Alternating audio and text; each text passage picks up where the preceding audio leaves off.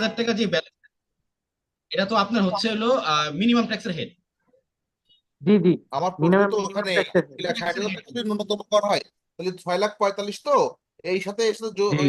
এটা তো ওই মোট 12,55,000 থেকে আপনার ওই 2,60,000 মাইনাস হওয়ার কথা না? মাইনাস হয়ে তারপর তো গুণ 3% হওয়ার কথা নাকি? না না, ওইখানে তো আপনার সঞ্চয়পত্রের আবার না মুনাফা না, আছে। এখানে মোটা আয় নির্ণয় করার সময় তো আমার সবার, কিন্তু আপনার যে আর্থিক পরিসম্পদটা আয়, সেই 6,10,000 আপনি এখানে অ্যাড করতে পারবেন না তো। আবার সূত্রে কিন্তু তা বলা নেই, বলা আছে কর অব্যাহতি আয়, হ্রাসকৃত আয় আর ন্যূনতম কর এই তিনটা বাদ দিতে হবে, চূড়ান্ত করের কোনো কিছু বাদ দিতে হবে এরকম তো বলা নেই। ভাই এটা বুঝি নিতে হবে তো কি, এটা তো দেওয়া আছে। নাই মানে কি বলেন, এটা আছে, অবশ্যই আছে, কি বলেন। ওই গড় কর আমি তো পারলাম না, কর এত এখানে সূত্রে যে বলা আছে এখানে তো এটা নাই। দেখেন আমি দেখাচ্ছি। আপনি তো এই যে 19,000 টাকা, 19,000 এই 563 টাকা পাইছেন, এই 19,563 টাকা তো অলরেডি দিয়ে দেওয়া হয়েছে। ভাই আয় করের 78 ধারা দেখেন, ওখানে লেখা আছে যে এটা হলো কর অব্যাহতি প্রাপ্ত আয়, হ্রাসকৃত কর হার প্রযোজ্য এর উপায় এবং ন্যূনতম কর প্রযোজ্য এর উপায় বাদ দিয়ে যে মোটায় থাকবে তার উপর 3% করবো, তাই না? হ্যাঁ ঠিক আছে, আপনার কথা ঠিক আছে। তাহলে যে এখানে তো আমি এখানে চূড়ান্ত কর বাদ দিচ্ছি কেন আমি? এই রেয়াতের সময় যে কর অব্যাহতিপ্রাপ্ত আয়, হ্রাসকৃত কর হার, এই রূপায় ন্যূনতম এবং কর। করার প্রযোজ্য এই রূপায় বাদ দিয়ে আমাকে মোটায়ের উপরে আমার এই তিন রাইট পার্সেন্ট রাইট। এখন সেই তাহলে মোট আয় থেকে আমি তাহলে চূড়ান্ত চূড়ান্ত যে আয়টা সঞ্চয়পত্রে ওইটা বাদ দিচ্ছি কেন? এখানে তো চূড়ান্ত এসআরওটা চূড়ান্ত- পড়ছিলেন? হ্যাঁ। ওইটা এসআরওটা কি পড়ছিলেন? চূড়ান্ত কর দেয় যে আমরা পরবর্তীতে আপনার এই যে পাঁচটা যে হেড আছে চূড়ান্ত কর দায়ের হেড দেয়, এগুলো কিন্তু আপনার ওইখানে স্পষ্ট করছে কিছুটা, যে ওইটা আপনি নিয়মিত নিয়মিত নিয়মিত আয় হিসাবে পরিগণনা করতে পারবেন না, কর দায় পরিগণনা করতে পারবেন না, ভাই সঞ্চয়পত্র যেটা আলাদা করতে হবে। সেটা হচ্ছে আপনার ন্যূনতম করদায়ের মধ্যে একটা, তারপরে এটা হচ্ছে পরে এছাড়াও দিয়ে আলাদা করেছে পাঁচটা। এটা ন্যূনতম করদায় হিসাব করে মোটা এটা বের করে রেটটা বের করতে হবে। আমারও ভাই এই সমস্যা হয়েছিল ফার্স্টে, আমি তো এটা পুরো এগুলা ফেলছিলাম, কিন্তু এবার আচ্ছা। স্যারে। মানে কোলাম মুর্তজা ভাই যেটা বলছে সেটা ঠিক আছে, মুর্তজা ভাইয়ের কথা ঠিক আছে। হুম। তার মানে বোঝা যাচ্ছে হয়তো এটা বুঝছি আমি, সঞ্চয়পত্র এটা ওরা এক হিসেবে ন্যূনতম কর, আবার ওটা হলো চূড়ান্ত কর, এই জন্য এটা মাইনাস হয়ে এটা হচ্ছে। এক্স্যাক্টলি, এইটাই তো বুঝাইছে ভাই। এইটাই এসআরও যে পাঁচটা দিয়ে আলাদা করে দিছে, এগুলাতে আপনি আর সেকেন্ড টাইম আর ক্যালকুলেশন ট্যাক্স ক্যালকুলেশন করবেন। জি জি। বুঝছি বুঝছি বুঝছি। এটা সেকেন্ড টাইম ক্যালকুলেশন করতে পারবেন না, যা আচ্ছা, আমরা হয়ে আমরা গেছে অঙ্ক করার সেটাই সময় কি তাহলে done। অঙ্ক করার সময় দিলে কি দুইবার এরকম মানে অঙ্কে তো অবশ্যই আর্থিক পরিসম্পদ থেকে কোনো না কোনো ইনকাম থাকবে, সেটা সুদ হোক, সঞ্চয়পত্র হোক আর লভ্যাংশ হোক। তখন আমরা হুম। কি তাহলে এভাবে প্রথমে নিয়মিত আর পরে হলো ন্যূনতম দুই দুই রকম দুটো স্ল্যাব করে করবো সবসময়? যখন ন্যূনতম হ্যাঁ সেটাই। আয়ের হেড আসবে তখন এই কাজটা করতে হবে। ভাই বুঝতে পারছি। আয়করের যে কোনো অঙ্কে ন্যূনতম কর রিলেটেড কোনো না কোনো এন্ট্রি অবশ্যই থাকবে, এটা লিখে রাখেন। বাস, তাহলে আর সমস্যা নাই, তাহলে আপনার কথা ঠিক আছে। তাহলে তাহলে আমাদের এই হিসাবে যে মাথায় সবসময় রাখতে হবে যে আলাদা করে করে করতে হবে। কারণ কি, আয়কর আপনি যখন নির্ধারণ করবেন তখন কোনো না কোনো ব্যক্তির প্রত্যেকেরই কিন্তু এই ন্যূনতম ন্যূনতম করের করে কিন্তু কোনো আয়ের ইনকাম হেডে থাকবে। থাকে একটা, হ্যাঁ থাকবে। থাকে। সুতরাং থাকে।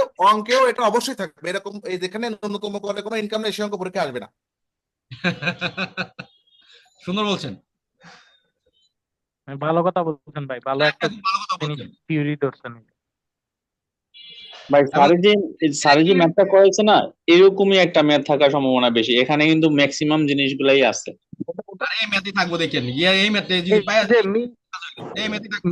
মিস রহিমার যে কোশ্চেনটা, এই কোশ্চেনটা তো সবকিছু আছে, সব দিক থেকে টাচ করা হয়েছে, না জি ভাই, কোনো জি। কিছু কোনো সাইড ভাই বাকি আমার নেই প্রশ্ন হলো কি, এরকম। যখন আমাদের এরকম থাকবে তখন আমরা ওই আসসালামু আলাইকুম।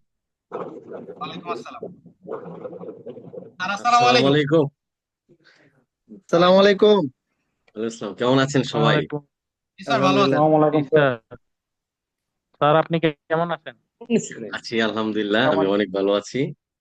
তো স্যার আসলে ভালো স্যার আছেন না? আমরা হ্যাঁ হ্যাঁ। টেনশনে আছি, আপনি টেনশনে আছেন? আচ্ছা, সবাই খুব টেনশনে আছেন না? জি স্যার, অনেক টেনশনে আছি। আচ্ছা, আমি যত ক্লাসে সময় আগাইতেছে টেনশন বাড়তেছে। অনেক টেনশন আছে স্যার। আমি আমি আমি ক্লাসে যোগদান করার সাথে সাথে একটা শব্দ শুনলাম, এক ভাই কে বলতেছিল জানি না, যে যখন আমরা রিয়াদ বের করি অথবা তখন ওখানে তো বলা আছে যে মোট আয়ের 3% বের করতে হবে। আর মোট আয়ের যখন আপনি 3% বের করবেন, তো মোট আয়ের ভিতরে কর অব্যাহত প্রাপ্ত আয় থাকতে পারবে না। ওখানে ন্যূনতম কর প্রযোজ্য এরকম আয়ের উৎস থাকতে পারবে না। কিন্তু রাষ্ট্রীয় বলা নাই কিন্তু বলা নাই যে চূড়ান্ত কর দায় থাকতে পারবে না। আসলে চূড়ান্ত কর দায় তো আইনে কোথাও বলা নাই। জি। আইনে কিন্তু আপনার বলা ছিল ন্যূনতম কর দায়, পরে বিশেষ কারণে এদেরকে এসআরও করে চূড়ান্ত কর দায় বানানো হয়েছে। তার মানে চূড়ান্ত কর দায়ের জন্মটা হয়েছে কিন্তু ন্যূনতম কর দায় থেকে। তো এটা মাথায় রাখতে হবে যে এখানে যে ন্যূনতম কর দায়ের কথা বলা আছে, সেক্ষেত্রে যদি চূড়ান্ত কর দায়ের কোনো ফ্যাক্ট আসে, এটাও কিন্তু ন্যূনতম কর দায়ের মতো ট্রিট হবে যেখানে যেখানে প্রয়োজন। বুঝতে পেরেছেন ব্যাপারটা? আশা করি এই ব্যাপারটা একটু ক্লিয়ার হয়েছে। তার মানে ন্যূনতম কর দায়ের মূল ভাই এই যে ক্লাসিফিকেশনটা। হ্যালো, শোনা যাচ্ছে? আমি একটু মিস করে গেছি, একটু যদি আয়ের সাথে 3% এটা যদি আবার একটু বলতেন। আচ্ছা, আয়ের আপনি যখন রিবিটটা বের করতে যাবেন, তখন মোট আয়ের 3% বের করতে হবে। তো আচ্ছা ওই যে মোট আয়ের 3%টা বের করবেন, ওই মোট আয়ের ভিতরে কর অব্যাহত প্রাপ্ত আয় কিংবা ন্যূনতম কর দায় প্রযোজ্য এরকম আয়ের উৎস রাখা যাবে না। তো এখানে ন্যূনতম আয়ের উৎস রাখা যাবে না এটা বলা আছে, কিন্তু বলা নাই যে চূড়ান্ত কর দায় প্রযোজ্য এরকম আয়ের উৎস রাখা যাবে না, এটা বলা নাই। তার মানে কি চূড়ান্ত কর দায়ের যদি কোনো আয় থাকে, ওই ক্ষেত্রে আপনি রিবেট বের করার সময় কি এটা যোগ করে 3% বের করবেন? না, কারণ চূড়ান্ত কর দায় ন্যূনতম কর দায়ের একটা অংশ। সো এখানে যেহেতু বলা আছে ন্যূনতম কর দায় বাদ দিয়ে বাকি আয়ের উপরে 3% বের করতে হবে, ঠিক একই রকম ভাবে চূড়ান্ত কর দায়টাও বাদ দিয়ে বাকি যেটা অবশিষ্ট থাকে ওইটার উপর 3% বের করতে হবে। আশা করি ব্যাপারটা বুঝতে পেরেছেন। আপনাদের দু একটা কোয়েশ্চেন আমি নিই, আমি সবাইকে অবশ্য মিউট করে দিয়েছি। আপনারা হ্যান্ড রাইজ করেন যদি কারো কোনো বিশেষ কোয়েশ্চেন থাকে, দু একটা কোয়েশ্চেন নিয়ে আমরা আমাদের ক্লাসে চলে যাব। একটু হ্যান্ড রাইজ করেন যদি কারো কোনো কোয়েশ্চেন থাকে। যেমন অনেক কোয়েশ্চেন আছে আমাদের 3 নাম্বার লেকচারের সর্বশেষ 4 নাম্বার অঙ্কটা নিয়ে, এটা আমরা আজকেও ক্লাস শেষে একটু আলোচনা করব। এক ভাই হ্যান্ড রাইজ করেছেন, মোহাম্মদ মনিরুজ্জামান ভাই। আমি আপনাকে আনমিউট করে দিয়েছি, আপনি মাইক্রোফোনটা আনমিউট করে কোয়েশ্চেন করতে পারেন। জি স্যার, যেটা আপনি একটু আগে বললেন, তাই এটার উদাহরণ দিলে আমার মনে হয় জিনিসটা আরো ক্লিয়ার হয়ে যাবে। সাপোজ কোনো ব্যক্তির যদি 5 লাখ টাকা বেতন খাতে আয় থাকে, চাকরি থেকে আয় থাকে, আর সাপোজ 1 লাখ টাকা তার সঞ্চয়পত্রের সুদ আছে। হ্যাঁ, তো সেই ক্ষেত্রে না, ইয়েটা আর একটু বাড়াই দিই, চাকরি থেকে 3 ভাগের 1 ভাগ তো আবার বাদ দিতে হবে, বেসরকারি হলে 9 লাখ টাকা হ্যাঁ, ধরলাম, তাহলে জি, তার থাকবে 6 লাখ টাকা। আর ওই 1 লাখ টাকা ওইটা যোগ করবো না, আমরা যখন রেয়ারটা নিব তখন শুধু ওই 6 লাখ টাকার উপরে 3% ধরবো। এক্স্যাক্টলি ক্লিয়ার এক্স্যাক্টলি ব্যাপারটা? মোট কথা হচ্ছে এক্স্যাক্টলি ওই যে 40টা যে খাত আছে, যেই খাত থেকে আমাদের এই পরিসম্পদ থেকে যে আয়গুলো আসে, ওই যে যে 40টা লিস্ট দিয়ে দিয়েছেন, ইনক্লুডিং জি জি 5টা চূড়ান্ত, জি জি এইগুলার নাম দেখলেই সোজা হিসাব ওইটা আমরা বাদ দিয়ে দেবো, বাদ দিয়ে এক্স্যাক্টলি তিন এক্স্যাক্টলি পার্সেন্ট 3% করবো। এক্স্যাক্টলি এক্স্যাক্টলি এক্স্যাক্টলি ঠিক আছে মনিরুজ্জামান ভাই, তাহলে আরেকটা কোয়েশ্চেন নেই। মোহাম্মদ তানিয়া আহমেদ, আমি আপনাকে আনমিউট করে দিচ্ছি, আপনি কোয়েশ্চেন করতে পারবেন। হ্যাঁ, হ্যাঁ, আনমিউট করে দিচ্ছি, আপনি কোয়েশ্চেনটা করেন।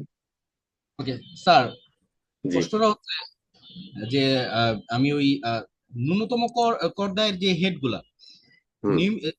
এখানে তো যে আমাদের এই যে মিস রহিমার যেই অঙ্কটার মধ্যে ন্যূনতম কর আয়ের হেডও আছে, আবার চূড়ান্ত কর দায়ের হেডও আছে। রাইট। এখন অন্তত যদি আমি ন্যূনতম কর আয়ের হেড পাইলাম না, শুধু চূড়ান্ত কর দায়ের হেড আছে, তখন এই ন্যূনতম কর থাকা অবস্থায় যেভাবে আমরা ক্যালকুলেশনটা করেছিলাম, হুম। কি আহ, আহ, এই এই, আপনার যদি চূড়ান্ত কর দায়ের হেড থাকে তখন কি ক্যালকুলেশনটা এরকম হবে কিনা? না, চূড়ান্ত কর দায় ক্যালকুলেশনের প্রয়োজন নাই, শুধু যোগ হয়ে যাবে টেক্সটটা, যেটা কাটা থাকবে সেটাই। আপনার আলাদাভাবে ক্যালকুলেশনের প্রয়োজন পড়বে শুধুমাত্র ন্যূনতম কর দায়টা বের করার জন্য।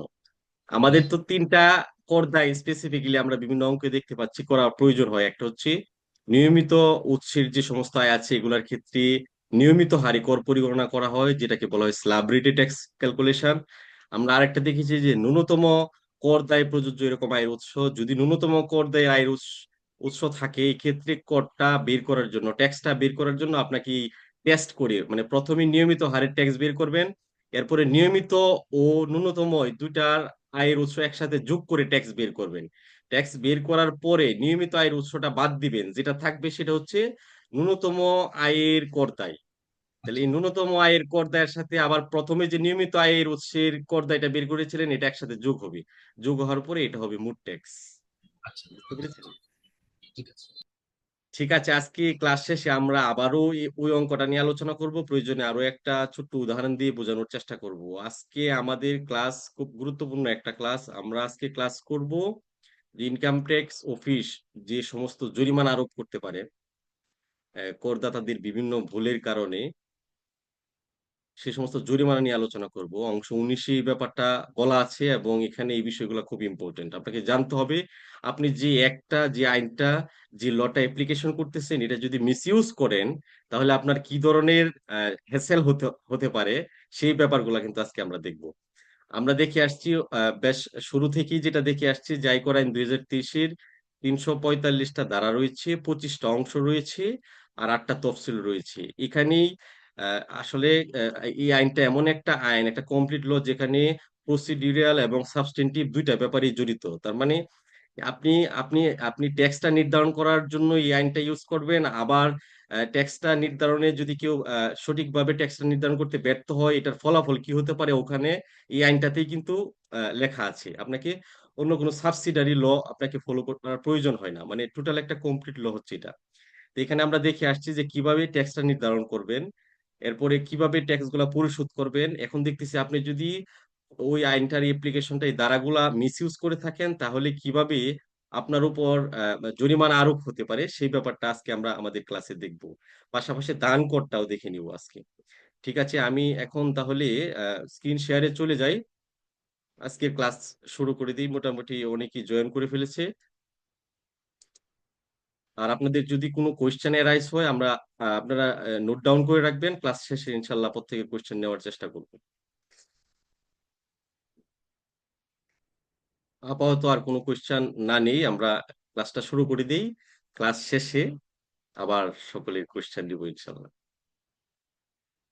দেখুন, খুব দেখতে দেখতে কিন্তু আমরা আজকে পঞ্চম লেকচারে আছি। আমরা শুরু শুরু করেছিলাম লেকচার 1 দিয়ে, আমরা শেষ করব লেকচার 8 দিয়ে। এই টোটাল 8টা লেকচারের ভিতরে আমাদের আইটিপি সিলেবাসের প্রত্যেকটা বিষয় ইনক্লুড করার চেষ্টা করেছি, হয়তোবা কম কিংবা বেশি। তো আমরা আশাবাদী যে এখান থেকে আমাদের সকল আইটিপি পরীক্ষায় যে প্রশ্নগুলো আসবে, প্রত্যক্ষ বা পরোক্ষভাবে সকল প্রশ্নই আপনি কমন পাবেন। এর জন্য যে ব্যাপারগুলো আমরা পড়ছি, এই ব্যাপারগুলোর উপর আপনার একটা ক্লিয়ার কনসেপ্ট রাখতে হবে, এর বাইরে আর কিছু পড়ার প্রয়োজন নেই। আপনি অন্য কোনো বিষয় পড়তে গিয়ে যদি এই লেকচার শিটের টপিকস গুলা বাদ দিয়ে দেন, তাহলে কিন্তু আপনার প্রস্তুতি গ্যাপ থেকে যাবে। আমি আবারও বলছি, ইনকাম ট্যাক্স এর অঙ্ক আমরা গত ক্লাসে দেখেছি, রিটার্নের একটা অংশ ছিল কর পরিগণনা। ওখানে 5-6টা স্টেপ ছিল, ওই স্টেপ গুলাকে আসলে ইনকাম ট্যাক্সের অঙ্ক বলা হয়, এর বাইরে না। তো ইনকাম ট্যাক্সের অঙ্ক খুব জটিল না। ইনকাম ট্যাক্সের অঙ্ক নির্ধারণ করার জন্য যেটা করতে হয়, প্রথমে আপনাকে মোট আয়টা বের করতে হয়, এরপরে মোট আয়ের উপর স্ল্যাব রেটে ট্যাক্স বের করতে হয়, এটা হচ্ছে মূল ব্যাপার। আর ন্যূনতম কর দায় প্রযোজ্য এরকম আয়ের উৎসের ক্ষেত্রে আপনাকে একটু ডিফারেন্টলি, ভিন্নভাবে ট্যাক্সটা ক্যালকুলেশন করতে হয়। মানে নিয়মিত আয়ের উৎসের ট্যাক্সটা বের করতে হয়, পাশাপাশি ন্যূনতম আয়ের উৎসের যে টিডিএসটা কাটা থাকে সেটা, এই দুইটা মধ্যে যেটা বেশি থাকে সেটাকে বলা হয় ন্যূনতম কর দায় বা মিনিমাম ট্যাক্স লাইবিলিটি। এই ব্যাপারটা আপনার কনসেপ্টের ভিতরে তৈরি করতে হবে। ঠিক আছে, আমরা দেখি যে আসলে ইনকাম ট্যাক্স অফিস তার কিছু কার্যকলাপ কিভাবে সম্পাদন করে। আইনের বিভিন্ন ধারায় এটা আসলে মেনশন করা আছে। আপনি দেখবেন ইনকাম ট্যাক্স অফিস একটা দাবির নোটিশ প্রদান করে। মানে দাবির নোটিশটা কিরকম, একজন করদাতার বিভিন্ন কারণে সে ট্যাক্স কম দিতে পারে, অথবা রিটার্ন সাবমিট না করতে পারে, অথবা ট্যাক্স অ্যাভয়েড করতে পারে, অথবা মানে ট্যাক্স ফাঁকি দিতে পারে। নানান কার্যকলাপে আসলে করদাতারা অনেক সময় অসচেতনতার সাথে জড়িত হয়ে যায়, কিংবা সচেতন ভাবে অনেক সময় জড়িত হয়ে যায়। তারা ট্যাক্স ফাঁকি দেওয়ার চেষ্টা করে। এটা মানুষের চিরাচরিত অভ্যাস, যে নিজের পকেটের টাকা বের করতে পছন্দ করে না। মানে আহ, মানুষ চায় যে আসলে এটা প্রত্যেকে, আমি আপনি প্রত্যেকেই আমরা চাই যে আমাদের নিজের পকেটের টাকাটা আসলে কোথায় খরচ হচ্ছে সে বিষয়ে অ্যালার্ট থাকতে চাই। তো সরকারকে আপনি শুধু শুধু টাকা দিয়ে দিচ্ছেন, আপনি আপনি ডিরেক্ট বেনিফিট ছাড়া কখনো টাকা খরচ করতে করার ইচ্ছা আপনার কিন্তু হবে না। তো গভর্নমেন্ট যে আপনার কাছ থেকে ট্যাক্স নিয়ে নিচ্ছে, শুধু শুধু আপনি এত কষ্ট করে টাকা ইনকাম করতেছেন, সরকার বছর শেষে লক্ষ লক্ষ টাকা নিয়ে নিয়ে যাচ্ছে। কারো যদি 1 কোটি টাকা ইনকাম থাকে, তাকে 25 থেকে 26 লক্ষ টাকা ইনকাম ট্যাক্স দিতে হয়, মানে সরকারকে দিতে হয়। তাহলে দেখেন আপনি 1 কোটি টাকা কত কষ্ট করে কামাই করলেন, আর সেখান থেকে সরকারকে বাধ্য হয়ে কিন্তু আপনাকে 25-26 লক্ষ টাকা দিয়ে দেওয়ার প্রয়োজন হচ্ছে প্রতি বছর শেষে। তাহলে এটা কিন্তু আপনি দিতে চান না, খুব সহজে কিন্তু আপনি দেন না। তো সরকার একটা আইন করে রেখেছে, আপনি যদি এটা ব্যত্যয় করেন তাহলে আপনাকে বিভিন্ন শাস্তির সম্মুখীন হতে হবে। তার বয়ে হয়তো আপনি এই ট্যাক্সটা পরিশোধ করতেছেন। তাহলে আসলে এটা আমরা আসলে ভীত হয়ে অ্যাফ্রেড হয়ে ট্যাক্স দিচ্ছি, এটা কিন্তু ঠিক না। একজন সুনাগরিক হিসেবে, গুড সিটিজেন হিসেবে, that is your responsibility to pay tax every year. প্রত্যেক বছর নিয়মিতভাবে ট্যাক্স পরিশোধ করে, এটা আপনার একটা সুনাগরিকের দায়িত্বের ভিতরে পড়ে। আপনি যদি ইথিক্যালি এবং আপনি যদি আপনি ইথিক্যালি যদি ঠিক থাকেন, আপনার এটা বিবেকে নাড়া দিবে যে আমি তো এই দেশের একজন সাধারণ জনগণ, আমি এই দেশের একজন সিটিজেন, গর্বিত জনগণ, আমার ট্যাক্স পরিশোধ করা উচিত। কারণ এই ট্যাক্সের টাকা দিয়ে যে উন্নয়ন হয়, দেশের ইনফ্রাস্ট্রাকচার উন্নয়ন হয়, এই উন্নয়নটা কিন্তু আমি আপনি পরোক্ষভাবে আমরা সবাই কিন্তু এই উন্নয়নের সুফল ভোগ করতেছি। আপনাকে একটা ছোট্ট উদাহরণ দিয়ে যদি আমি বলি যে আপনি এই গভর্নমেন্ট ট্যাক্সের টাকাটা নিচ্ছে, এটার সুবিধা আপনি কিভাবে পাচ্ছেন। আপনি হয়তোবা মাঝে মাঝে চিন্তা করতে পারেন যে এই গভর্নমেন্টকে আমি টাকা দিচ্ছি, গভর্নমেন্ট আমাকে কি দিচ্ছে। দেখেন, আপনি যদি একটা সরকারি হসপিটালে যান, ওখানে 10 টাকার টিকিট দিয়ে একজন আপনার স্পেশালিস্ট ডাক্তার দেখাতে পারতেছেন। তাহলে এই যে 10 টাকার টিকিট দিয়ে আপনি ডাক্তার দেখাতে পারতেছেন, আপনি যদি একটা প্রাইভেট ক্লিনিকে যান, ওখানে কিন্তু 1,000 টাকা ভিজিট দিতে হচ্ছে। তাহলে একই ডাক্তার, একই ধরনের প্রেসক্রিপশন লেখার কারণে 10 টাকা নিচ্ছে সরকারি হসপিটালে, আর প্রাইভেট ক্লিনিক গুলাতে নিচ্ছে 1,000 টাকা। তাহলে এই ডিফারেন্সিয়েটটা তৈরি হয়েছে কেন? গভর্নমেন্ট যে আপনার আমার ট্যাক্সের টাকাটা নিচ্ছে, এই টাকাটা এই সরকারি হাসপাতাল গুলা পরিচালনার জন্য ব্যয় হচ্ছে। হ্যাঁ, গভর্নমেন্ট আপনার নানান ধরনের কাজে ব্যয় করতেছে, যেগুলা সাধারণ মানুষের কল্যাণের জন্য। তাহলে এই টাকাগুলার উৎস কোথায়? এই টাকাগুলো উৎস আসলে এই ট্যাক্স। এই ট্যাক্স, আমরা যে ট্যাক্সের টাকাটা দিই, ট্যাক্সের টাকা দিয়ে আসলে এই সমস্ত উন্নয়ন করা হয়ে থাকে। আপনি দেখবেন আপনার বাড়ির পাশের রাস্তাটা আগে খুব খারাপ ছিল, এখন রাস্তাটা মেরামত করা হয়েছে।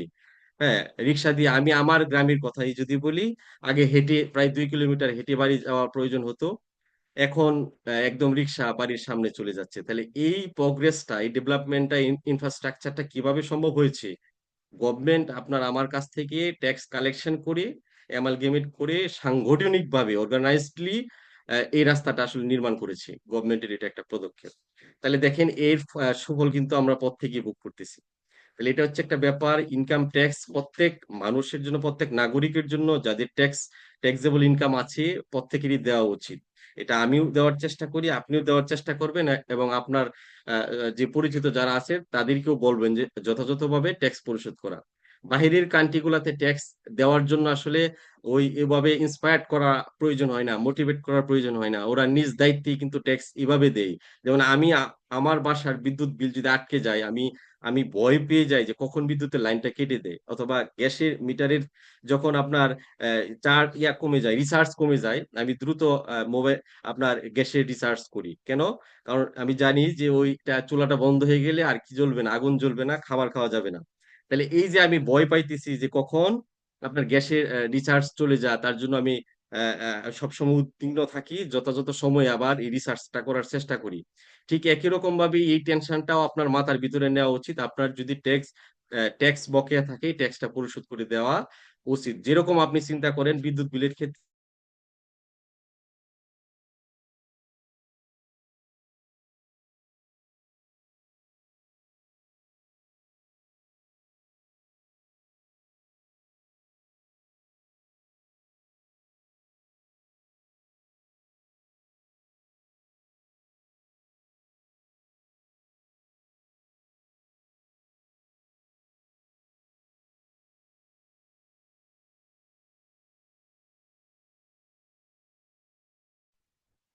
তা শোনা যাচ্ছে না। আচ্ছা, জুমে টেকনিক্যাল সমস্যা দেখা দিয়েছিল, এখন বোধহয় ঠিক হয়েছে। এখন শোনা যাচ্ছে? হ্যাঁ, শোনা যাচ্ছে। Okay okay, thank you very much. জি স্যার, শোনা যাচ্ছে। জুমটা টেকনিক্যাল একটু প্রবলেম দেখা দিয়েছিল, এটা সলভ হয়েছে। ঠিক আছে, আমি সবাইকে আবারও মিউট করে দিচ্ছি।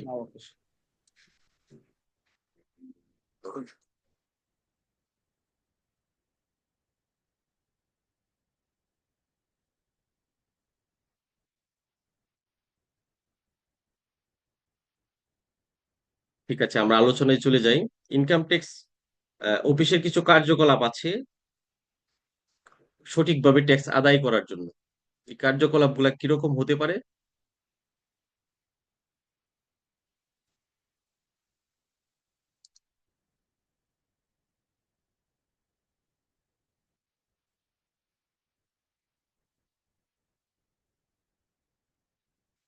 আমরা আমাদের আলোচনায় আজকে পড়বো দাবির নোটিশ, বকেয়া আদায়ের বিভিন্ন পদ্ধতি, করদাতার নিবন্ধন, রিটার্ন দাখিলের প্রমাণ দাখিলের বাধ্যবাধকতা, অনেক ইম্পর্টেন্ট ব্যাপার।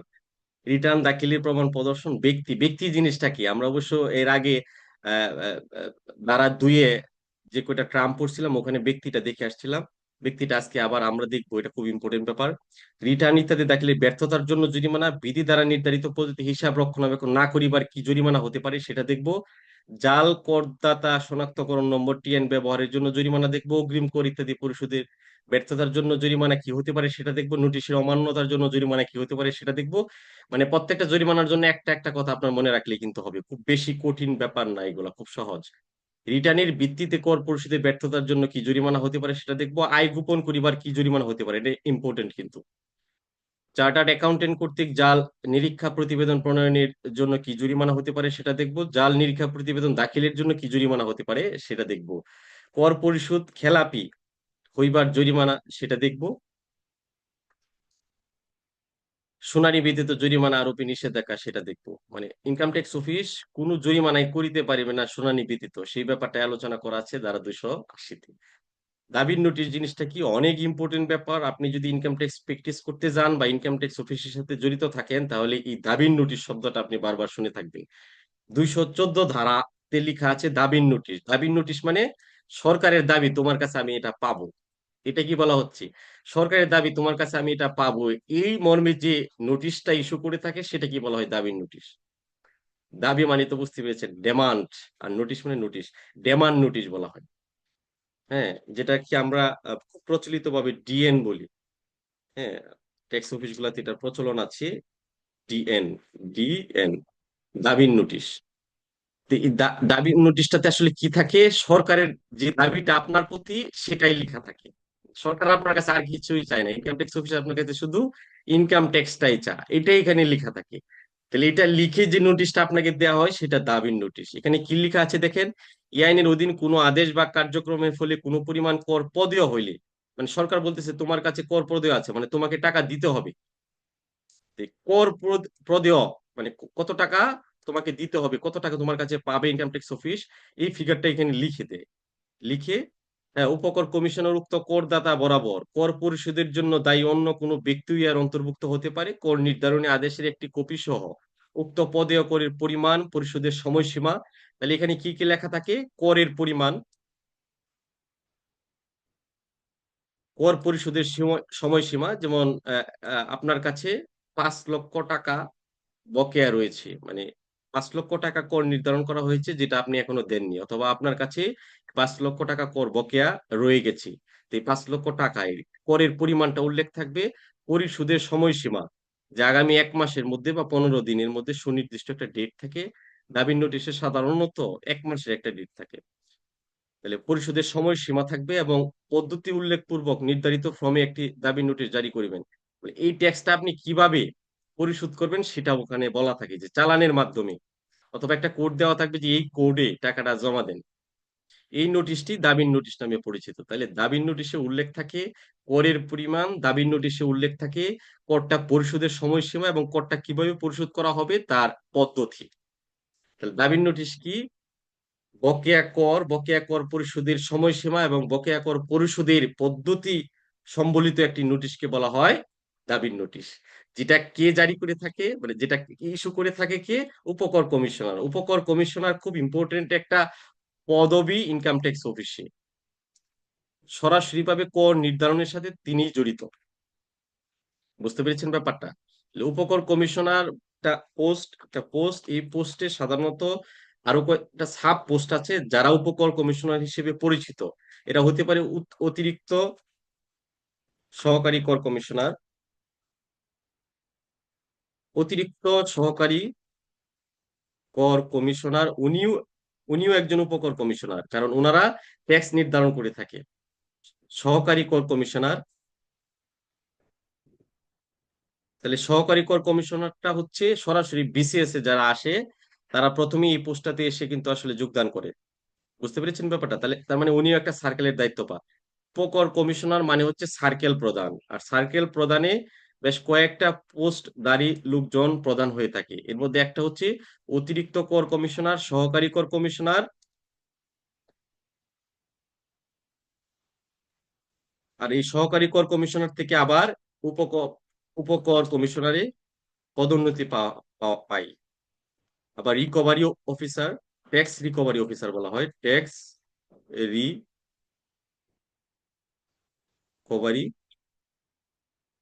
ট্যাক্স রিকভারি অফিসার, ওনাদেরকে বলা হয় উপকর কমিশনার।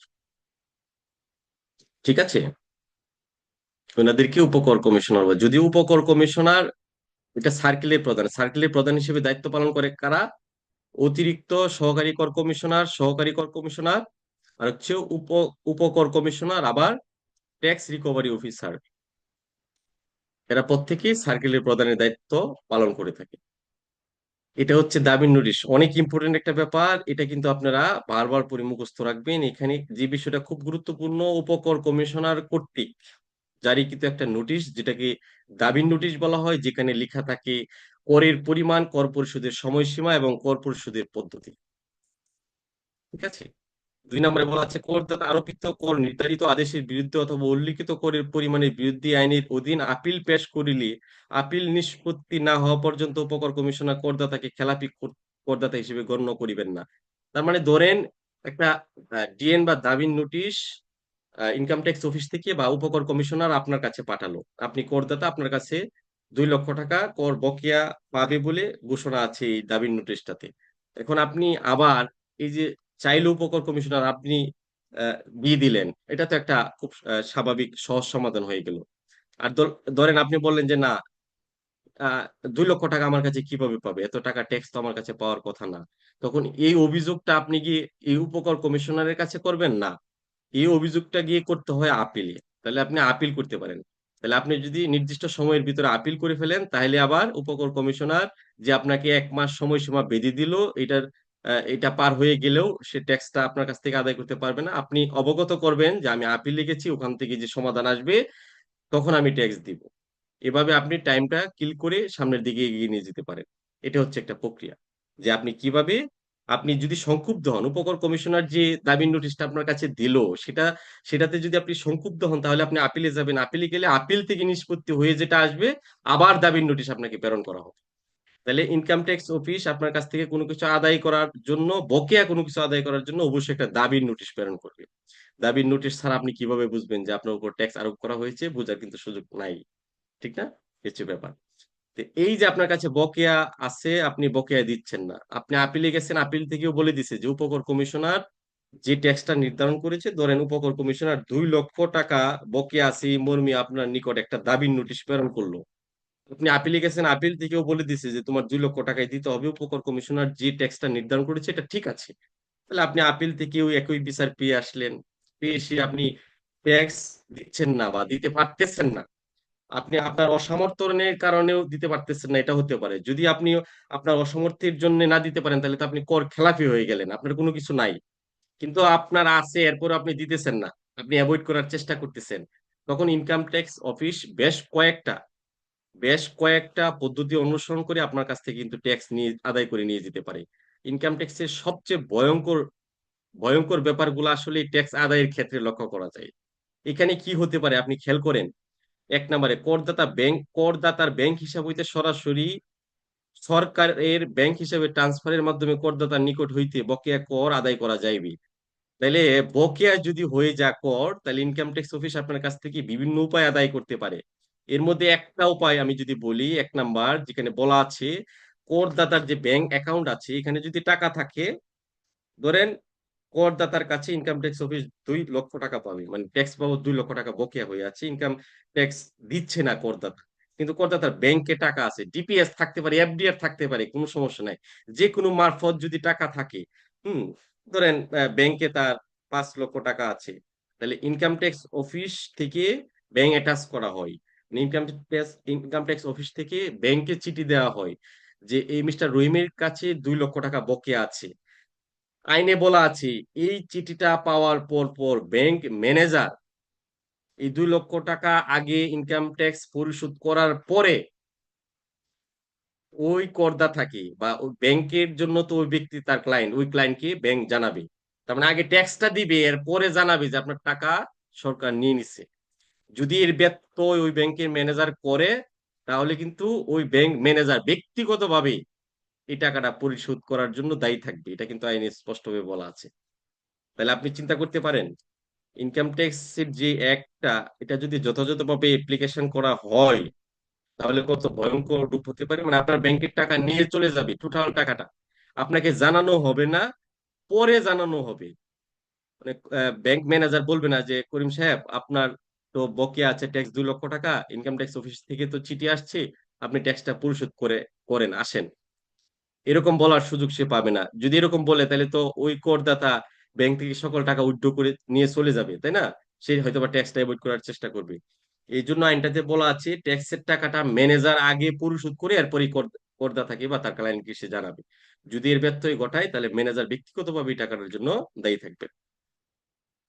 আরো কিভাবে ট্যাক্সের টাকা আদায় করা হয় দেখেন, করদাতার যে কোনো স্থাবর বা অস্থাবর সম্পত্তি বাজেয়াপ্ত, মুভেবল অর ইমুভেবল প্রপার্টি, জমি হতে পারে, তাই না, এই সমস্ত, বা একটা বিল্ডিং হতে পারে, দোকান হতে পারে, যে কোনো কিছু হতে পারে, ব্যক্তির নামে যা কিছু আছে এগুলা বাজেয়াপ্ত করতে পারে, কাউন্টার ফিট যেটাকে বলা হয় সেটা করতে পারে, অবরুদ্ধ করতে পারে, বা খুব পূর্বক বিক্রয় অথবা বাজেয়াপ্ত, অবরুদ্ধ বা খুব না করিয়া বিক্রয়ের মাধ্যমে বিক্রয় করে আপনার টাকাটা নিয়ে যেতে পারে, আপনি কিছুই করতে পারবেন না, আপনার নামে সাব কাবলা দলিল, এরপরেও ইনকাম ট্যাক্স অফিস সেটা বিক্রি করে ট্যাক্সটা আসলে নিয়ে নিতে পারে। এটি কিন্তু ইনকাম ট্যাক্স অফিসের একটা পদ্ধতি, বকেয়া আদায়ের পদ্ধতি। এই প্রশ্নটা আসতে পারে যে বকেয়া আদায়ের বিভিন্ন পদ্ধতি সম্পর্কে লিখুন, এগুলো হচ্ছে এক একটা পদ্ধতি। আমি জাস্ট দুই একটা পদ্ধতি সম্পর্কে একটা ক্লিয়ার মেসেজ দিতে চেষ্টা করতেছি, তার মানে আপনি বুঝেন যে ইনকাম ট্যাক্স একটা কতটা ভয়ঙ্কর হতে পারে আপনার জন্য যদি আপনার ট্যাক্স বকেয়া থাকে। তাহলে আপনি চিন্তা করেন, আপনি আপনি একজন ট্যাক্স কনসালটেন্ট হিসেবে যখন একটা ক্লায়েন্টকে বলবেন যে ভাই দেখো তোমার 5,000 টাকা ট্যাক্স আছে, তুমি যদি ট্যাক্সটা না দেও বকেয়া থেকে যা, তোমার ব্যাংক থেকে কিন্তু টাকাটা কেটে নিয়ে চলে যাবে, ইভেন এমনও হতে পারে জরিমানা করে আরো বেশি টাকা তোমার ব্যাংক থেকে নিয়ে যাবে। তাহলে কিন্তু ক্লায়েন্ট স্বতঃস্ফূর্তভাবে একটু ভীত হয়েও এই বকেয়াটা পরিশোধ করে দেওয়ার চেষ্টা করবে। এটা কিন্তু আপনার দায়িত্ব, আপনাকে এই জন্য এটা জানতে হবে যে আসলে আপনার যদি বকেয়া জমে যায় কোনো করদাতার, তাহলে বকেয়াটা আদায়ের কি কি পদ্ধতি বা কি কি অস্ত্র, কি কি কৌশল ইনকাম ট্যাক্স অফিস নিতে পারে সেটা আপনার জানা থাকতে হবে। এই কারণে যে আপনি তো একজন ট্যাক্স কনসালটেন্ট হিসেবে নিয়োজিত হতে যাচ্ছেন, আপনি একজন ট্যাক্স অ্যাডভাইজার হিসেবে নিয়োজিত হতে যাচ্ছেন। আপনি যদি কোন একটা কোম্পানির ট্যাক্স অ্যাডভাইজার হন আর কোম্পানির যদি 1 কোটি টাকা ট্যাক্স বকেয়া থাকে, টোটাল কোম্পানিটাকে বিক্রি করে ইনকাম ট্যাক্স অফিস কিন্তু ওই 1 কোটি টাকা উদ্ধার করার প্রক্রিয়া গ্রহণ করতে পারে, তাই না? এখানে কিন্তু এটাই বলা আছে। তাহলে আপনার উচিত ওই ওই কোম্পানির এমডি কে বলা বা ওই প্রশাসনকে বলা যে ট্যাক্সটা যদি আপনি পরিশোধ না করেন এভাবে কিন্তু ট্যাক্সটা আদায় করে নিয়ে যাবে, সো বি কেয়ারফুল। করদাতাকে গ্রেপ্তার, খেয়াল করতে পারেন ফৌজদারির মতো কিন্তু একটা ইফেক্ট এখানে আছে। করদাতাকে গ্রেপ্তার এবং তাহাকে কারাগারে আটক রাখিবার মাধ্যমেও ট্যাক্স আদায় করতে পারে। গ্রেপ্তার করে কারাগারে পাঠায় দিছে, যতক্ষণ ট্যাক্স না দিবে ততক্ষণ কিন্তু আটক করে দিতে পারে। করদাতার স্থাবর এবং অস্থাবর সম্পত্তি ব্যবস্থাপনার জন্য রিসিভার নিয়োগের মাধ্যমে কোন প্রতিষ্ঠানকে বা কোন ব্যক্তিকে দায়িত্ব দিতে পারে যে তুমি তার সম্পত্তিটা বিক্রি করে ট্যাক্স আদায় করে দেওয়ার ব্যবস্থা করো, এটাকে বলা হয় রিসিভার। রিসিভার মানে একজন থার্ড পার্টি নিয়োগ করতে পারে ইনকাম ট্যাক্স অফিস। উপকর কমিশনার যে জেলায় তার অফিস অবস্থিত সেই জেলার কালেক্টর অথবা যে জেলায় করদাতা বসবাস করেন বা সম্পত্তির মালিক বা ব্যবসা পরিচালনা করেন সেই জেলার কালেক্টর, কালেক্টর মানে ডিসি অফিসকে বোঝানো হচ্ছে, কালেক্টর বরাবর বকেয়া পাওনা অর্থের পরিমাণ উল্লেখ করিয়া তাহার স্বাক্ষরযোগে সার্টিফিকেট প্রেরণ করিতে পারিবেন, ভাবতে পারেন। এবং কালেক্টর ইউরোপ সার্টিফিকেট প্রাপ্তির পর করদাতার নিকট হইতে উক্ত সার্টিফিকেটে উল্লিখিত বকেয়া অর্থ ভূমি রাজস্বের বকেয়া নেই বিবেচনা করো তো তাহা আদায়ের ব্যবস্থা করিবেন। তার মানে ধরেন রহিম সাহেব ঢাকায় একজন করদাতা ছিল, ঢাকায় বিশাল বিজনেস ছিল, একটা সময় বিজনেসের লস খেয়ে বাড়ি চলে গেছে। এখন ট্যাক্স অফিসে তার অনেক টাকা বকেয়া জমি রয়েছে ঢাকা ঢাকা কোনো একটা সার্কেলে ধরেন তার ট্যাক্স ফাইলটা আছে, এখন সে তো ঢাকা ছেড়ে চলে গেছে গ্রামে সব ব্যবসা বাণিজ্য গুটায়া। তো সে যদি চিন্তা করে যে গভর্নমেন্ট তো আমাকে আর খুঁজে পাবে না, ট্যাক্স অফিস আমাকে খুঁজে পাবে না, হ্যাঁ কার এতটা প্রয়োজন পড়ছে যে ঢাকা থেকে এসে ঢাকা থেকে এসে আমাকে, হ্যাঁ এই আমার গ্রাম থেকে ট্যাক্স আদায় করে নিয়ে যাবে, এই সাহস কার আছে? সেটা চিন্তা করে ও গ্রামে গিয়ে বসে থাকতে পারে। এখন এখানে দেখেন যে কথাটা লেখা আছে, এটা হচ্ছে ঢাকা যে সার্কেলে তার টিমটা আছে, ফাইলটা আছে, এখানের উপকর কমিশনার ডিসি বরাবর একটা চিঠি লিখবে যে আপনার এলাকার অমুক গ্রামের অমুক নামের ব্যক্তির এত টাকা বকেয়া রয়েছে, আপনি দেখেন ওনার গ্রামের বাড়িতে কোনো সয় সম্পত্তি আছে কিনা, যদি থাকে ওইটা বিক্রি করে বা ওইটা ইয়া করে প্রয়োগ করে আপনি তার কাছ থেকে ট্যাক্স আদায় করার চেষ্টা করেন এবং ডিসি তার পক্ষে এই ট্যাক্সটা আদায় করে দিবে। এ হচ্ছে ব্যাপার। তাহলে ভাবতে পারেন আপনি কোথাও গিয়ে কিন্তু লুকিয়েও কিন্তু বাঁচবেন না। আল্লাহ না করুক দেখা গেছে যে একজন ব্যক্তি মারা গেছে, তার ট্যাক্স যদি বকেয়া থাকে এই ট্যাক্সটাও কিন্তু আদায় করা হয়, এটা কিন্তু বকেয়া লিস্টে আমরা তুলি। বুঝতে পেরেছেন ব্যাপারটা? এটা কি দেয়, এটা তার উত্তরাধিকারী যারা তাদেরকে এই ট্যাক্সটা পরিশোধ করতে হয়। তাহলে ট্যাক্স বকেয়া যদি থাকে এটা খুব ভয়ঙ্কর ব্যাপার, ট্যাক্স বকেয়া রাখা যাবে না। তাহলে আপনি কিন্তু খুব একটা হ্যাসেলে আছেন। আপনার যদি ট্যাক্স বকেয়া থাকে তাহলে আপনি আপনার সবচেয়ে বড় বড় 4-5টা বিপদের মধ্যে এটা একটা বিপদ, যে আপনি যে কোনো সময় ঝামেলায় পড়ে যেতে পারেন। তাহলে আপনিও সবসময় ট্যাক্স ক্লিয়ারেন্স রাখবেন। আবার আপনার যে ক্লায়েন্ট থাকবে তাকেও আপনাকে বুঝাইতে হবে যে তোমার এই সমস্যাগুলো হতে পারে, তুমি ট্যাক্স ক্লিয়ার রাখো। উপকর কমিশনার বকেয়া কর আদায়ের লক্ষ্যে করদাতার, এই যে দেখেন আরেকটা ভয়ঙ্কর রুল, এটা গত 2 বছর ধরে চালু করা হয়েছে। করদাতার গ্যাস, বিদ্যুৎ, পানি বা অন্যান্য সেবার সংযোগ বিচ্ছিন্ন বা বন্ধ করিতে পারে। 2 বছর ধরে এটা স্পষ্টভাবে বলে দিছে যে বাড়ির গ্যাস লাইন, বিদ্যুৎ লাইন, পানি বা অন্যান্য সংযোগ এগুলো বিচ্ছিন্ন করে দিবা যদি বকেয়া না দেয়। এরকম ঘটনা এই বছর এখনো ঘটেনি, তবে গত বছর নারায়ণগঞ্জে 2টা ঘটনা ঘটেছিল। তাহলে স্বাভাবিকভাবে আপনার বাসার বিদ্যুতের লাইন ট্যাক্স অফিসের লোকজন এসে বন্ধ করে দিতে পারে। ট্যাক্স অফিসের লোকজন আসবে না, ট্যাক্স অফিস থেকে শুধুমাত্র ওয়াসাতে একটা চিঠি দিবে, ডেস্কোতে একটা চিঠি দিবে যে অমুক নামের, হ্যাঁ অমুক ঠিকানার ওনার কাছে বকেয়া রয়েছে, উনি ট্যাক্স পরিশোধ করতেছে না, ওনার বাসার বিদ্যুৎ লাইনটা বন্ধ করে দেন। তাহলে বিদ্যুৎ অফিস বাধ্য থাকবে তার বাসার বিদ্যুতের লাইন বিচ্ছিন্ন করতে। আবার যখন নতুন করে একটা চিঠি দিবি যে হ্যাঁ উনি ওনার ট্যাক্সটা দিয়েছে অথবা ট্যাক্স দেওয়ার জন্য কমিটমেন্ট করেছে, আপনি ওনার বিদ্যুৎ লাইনটা আবার সংযোগ করে দেন, তখন আবার বিদ্যুৎ অফিস সেটা সংযোগ করে দিবে। এ হচ্ছে ব্যাপার। তাহলে এটা আবার কত দিনের ভিতরে করবে? যারা এই গ্যাস, বিদ্যুৎ, পানি বা অন্যান্য সেবা সরবরাহ করে তারা এই চিঠিটা পাওয়ার 21 দিনের ভিতরে কিন্তু গ্যাস সংযোগ বিচ্ছিন্ন করে দিবে। একটা প্রসিডিউরস আছে, প্রসিডিউরস মেনটেন করে তারা এই লাইনটা বিচ্ছিন্ন করে দিবে। আরেকটা পদ্ধতির কথা এখানে বলা আছে দেখেন, যে ক্ষেত্রে কমিশনার নির্দেশ প্রদান করেন যে উক্ত এলাকায় বলবৎযোগ্য বকেয়া পৌর কর আদায় বা বাংলাদেশের যে কোনো অংশে প্রযোজ্য আইন অনুসারে ধার্যকৃত স্থানীয় কর অথবা বাংলাদেশে বলবৎ অন্যান্য আইনে কর আদায়ের জন্য যে প্রক্রিয়া অবলম্বন করা হয় সেই প্রক্রিয়ায় কর আদায় করিতে হইবে এবং সেই ক্ষেত্রে উপকর কমিশনার বকেয়া অর্থ আদায়ের জন্য এরূপ একই প্রক্রিয়া অগ্রসর হবেন। ধরেন একটা সার্কেল অফিস তো সর্বোচ্চ একটা উপজেলা পর্যায়ে থাকে, একটা গ্রামে তো আর থাকে না। গ্রামের একটা ব্যক্তি, হ্যাঁ সে তার ট্যাক্স বকেয়া আছে, ইনকাম ট্যাক্স অফিসের তো আর এত জনবল নাই বা ওই আর্মড ফোর্সেস নাই বা ভয় দেখানোর ওই শক্তিশালী কোনো বাহিনী নাই যে তাকে গ্রাম থেকে ধরে নিয়ে ট্যাক্স নিয়ে আসবে। এটা তো ইনকাম ট্যাক্স অফিসের ওই সামর্থ্যটা এখন পর্যন্ত কিন্তু আসলে ক্রিয়েট হয় নাই। তাহলে ইনকাম ট্যাক্স অফিস ওই গ্রাম থেকে, গ্রামের ওই ব্যক্তির কাছ থেকে কিভাবে টাকাটা উদ্ধার করবে? একজন চেয়ারম্যান, একজন চেয়ারম্যান গ্রামের যেভাবে বিভিন্ন ট্যাক্স আদায় করে থাকে ঠিক একই রকম ভাবে এই ইনকাম ট্যাক্সটাও ওই চেয়ারম্যান নিজ দায়িত্বে বা ওই এলাকার মেম্বার নিজ দায়িত্বে তার কাছ থেকে ট্যাক্সটা আদায় করে ইনকাম ট্যাক্স হিসেবে জমাদান করবে। এই হচ্ছে ব্যাপার আর কি। বলবৎযোগ্য যে আইন আছে, যে আইনে অন্যান্য বিভিন্ন কর আদায় করা হয়, মিউনিসিপ্যালিটি ট্যাক্স আদায় করা হয়, হোল্ডিং ট্যাক্স আদায় করা হয়, নানান ধরনের বা উচ্চ কর্তন আদায় করা হয়, ইউনিয়ন পর্যায়েও কিন্তু উচ্চ কর বিভিন্ন ব্যবসা প্রতিষ্ঠানের জন্য আপনার আদায় করা হয়। তাহলে ওইগুলা যেভাবে আদায় করে এই ট্যাক্সটাও এইভাবে আদায় করে সরকারি কোষাগারে জমা দিয়ে দিবেন। এই হচ্ছে ব্যাপার। এটাই স্পষ্টভাবে বোঝা যায় এখানে।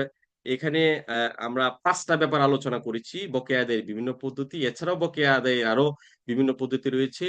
হ্যাঁ এগুলা বেশি ইম্পর্টেন্ট, এগুলো আপনারা বারবার করে মনে রাখার চেষ্টা করবেন। এখানে যে 5টা আছে এগুলা পড়লে মোটামুটি একটা কনসেপ্ট ক্লিয়ার হয়ে যায়। তার মানে আর কোনো জিনিস বাকি নাই।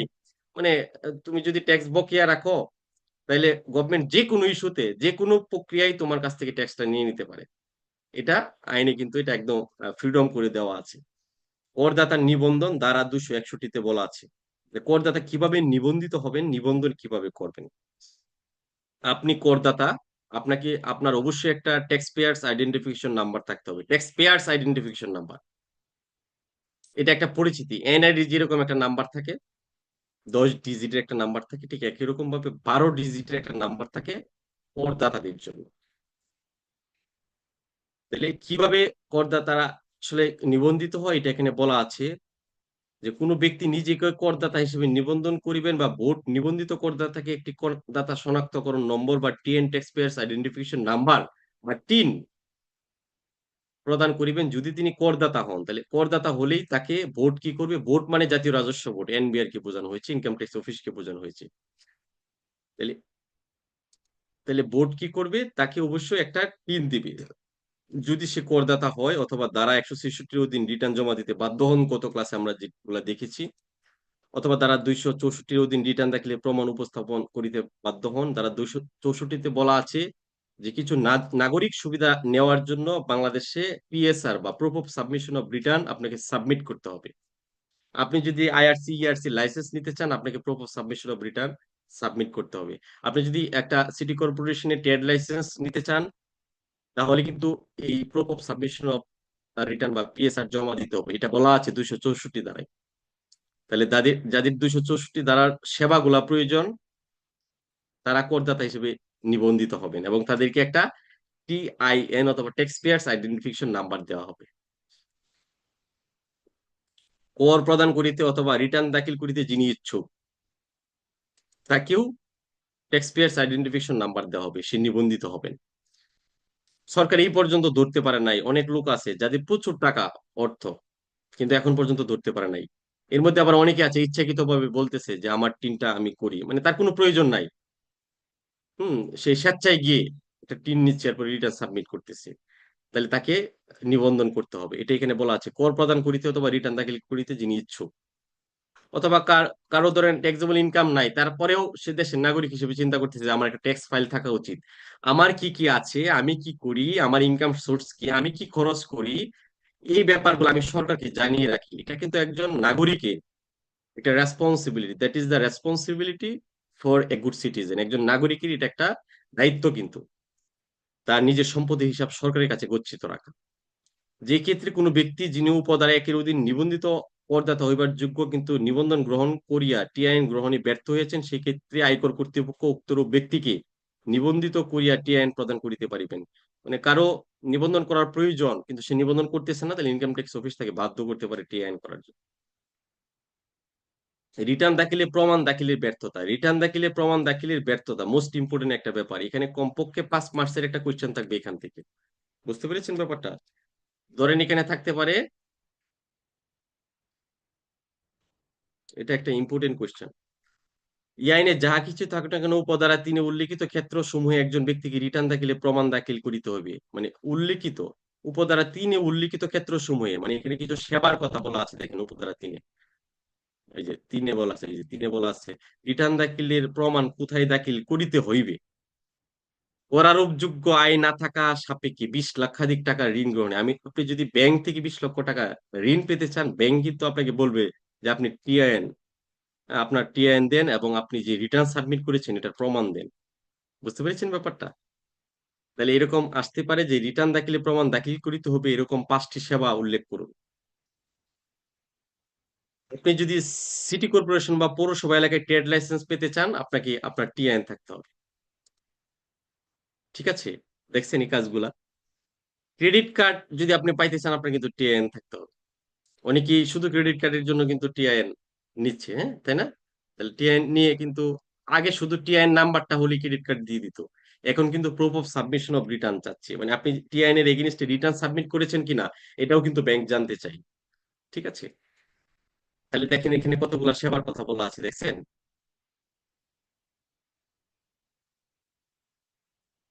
এই যে 5 লক্ষাধিক টাকার সঞ্চয়পত্র কই, মানে 5 লক্ষর উপরে যদি কোনো সঞ্চয়পত্র আপনি কিনতে চান, তাহলে কিন্তু আপনার এটা বাধ্যতামূলক প্রুফ অফ সাবমিশন অফ রিটার্নটা সাবমিট করা বাধ্যতামূলক। এর নিচে হলে হয়তো বা গভর্নমেন্ট চিন্তা করতেছে আপনার এত পরিমাণ টাকা নাই, আপনার কয়টা টাকা, মাত্র 5 লক্ষ টাকা, হ্যাঁ, আপনি আপনাকে বাধ্য করতেছে না, কিন্তু এখানে বাধ্য হয়ে যাবেন তখন যখন আপনি 5 লক্ষ টাকার উপরে সঞ্চয়পত্র ক্রয় করবেন। মান্থলি পেমেন্ট অর্ডার বা এমপিও ভুক্তির মাধ্যমে সরকারের নিকট হইতে মাসিক 16,000 টাকার ঊর্ধ্বে কোনো অর্থ প্রাপ্তিতে, মানে সরকারের কাছ থেকে 16,000 টাকার উপরে যদি কোনো অর্থ প্রাপ্তি থাকে কারো, তাহলে তাকে কি করতে হবে, বা তার টিন থাকতে হবে, সে একজন করদাতা। বুঝতেছেন বিষয়টা? এই দেখেন কতগুলা সেবার কথা এখানে বলা আছে, এগুলা কিন্তু আপনারা পড়বেন।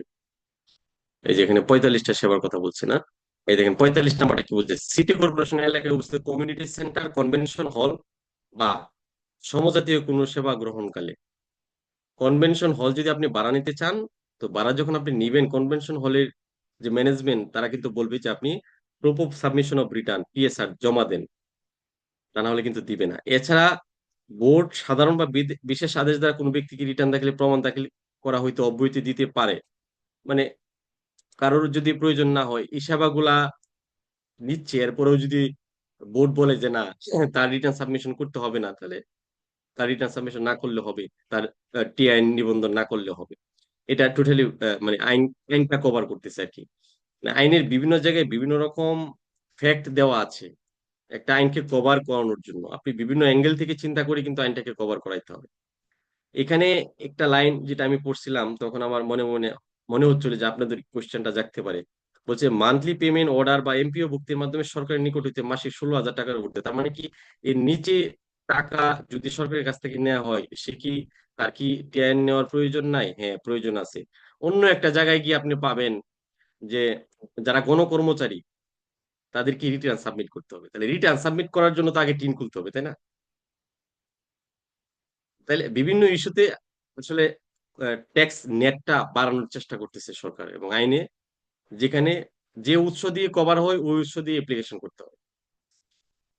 আপনি বলতে পারেন যে এখানে যে 45টা সেবা আছে, এই 45টা সেবা কোনো সেবাই আমি নিব না, তারপরেও কি আমাকে টিন নিতে হবে? আপনি এমন একটা উৎসে দাঁড়ায় পড়ে যাবেন যে দেখা যাচ্ছে আপনি টিন নিতে হচ্ছে, আপনাকে আপনার রিটার্ন সাবমিট করার প্রয়োজন হচ্ছে, তাই না? এই হচ্ছে ব্যাপার। 5 নম্বরে বলা আছে যে সকল ক্ষেত্রে রিটার্ন দাখিলে প্রমাণ দাখিল বাধ্যতামূলক, সেই সকল ক্ষেত্রে কোনো নমিনেশন, মনোনয়ন বা আবেদন, যাচাই বাছাই, কোনো লাইসেন্স প্রদান, সার্টিফিকেট, সদস্যপদ, অনুমতি, ভর্তি এজেন্সি বা ডিস্ট্রিবিউটরশিপের অনুমোদন, ঋণ অনুমোদন, ক্রেডিট কার্ড ইস্যু সংযোগ, অপারেশন অনুমোদন, নিবন্ধন সম্পাদন বা পেমেন্টের জন্য দায়িত্বপ্রাপ্ত ব্যক্তি রিটার্ন দাখিলের প্রমাণ দাখিল ব্যতীত কোনো প্রকার যাচাই বাছাই, অনুমোদন, অনুমতি, মঞ্জুরি, ইস্যু, ছাড় সম্পাদন বা পেমেন্ট প্রদান হইতে বিরত থাকিবেন। তাহলে এখানে কিছু ব্যাপার দেওয়া আছে, ব্যাপারগুলো কিন্তু আপনারা পড়বেন, ঠিক আছে?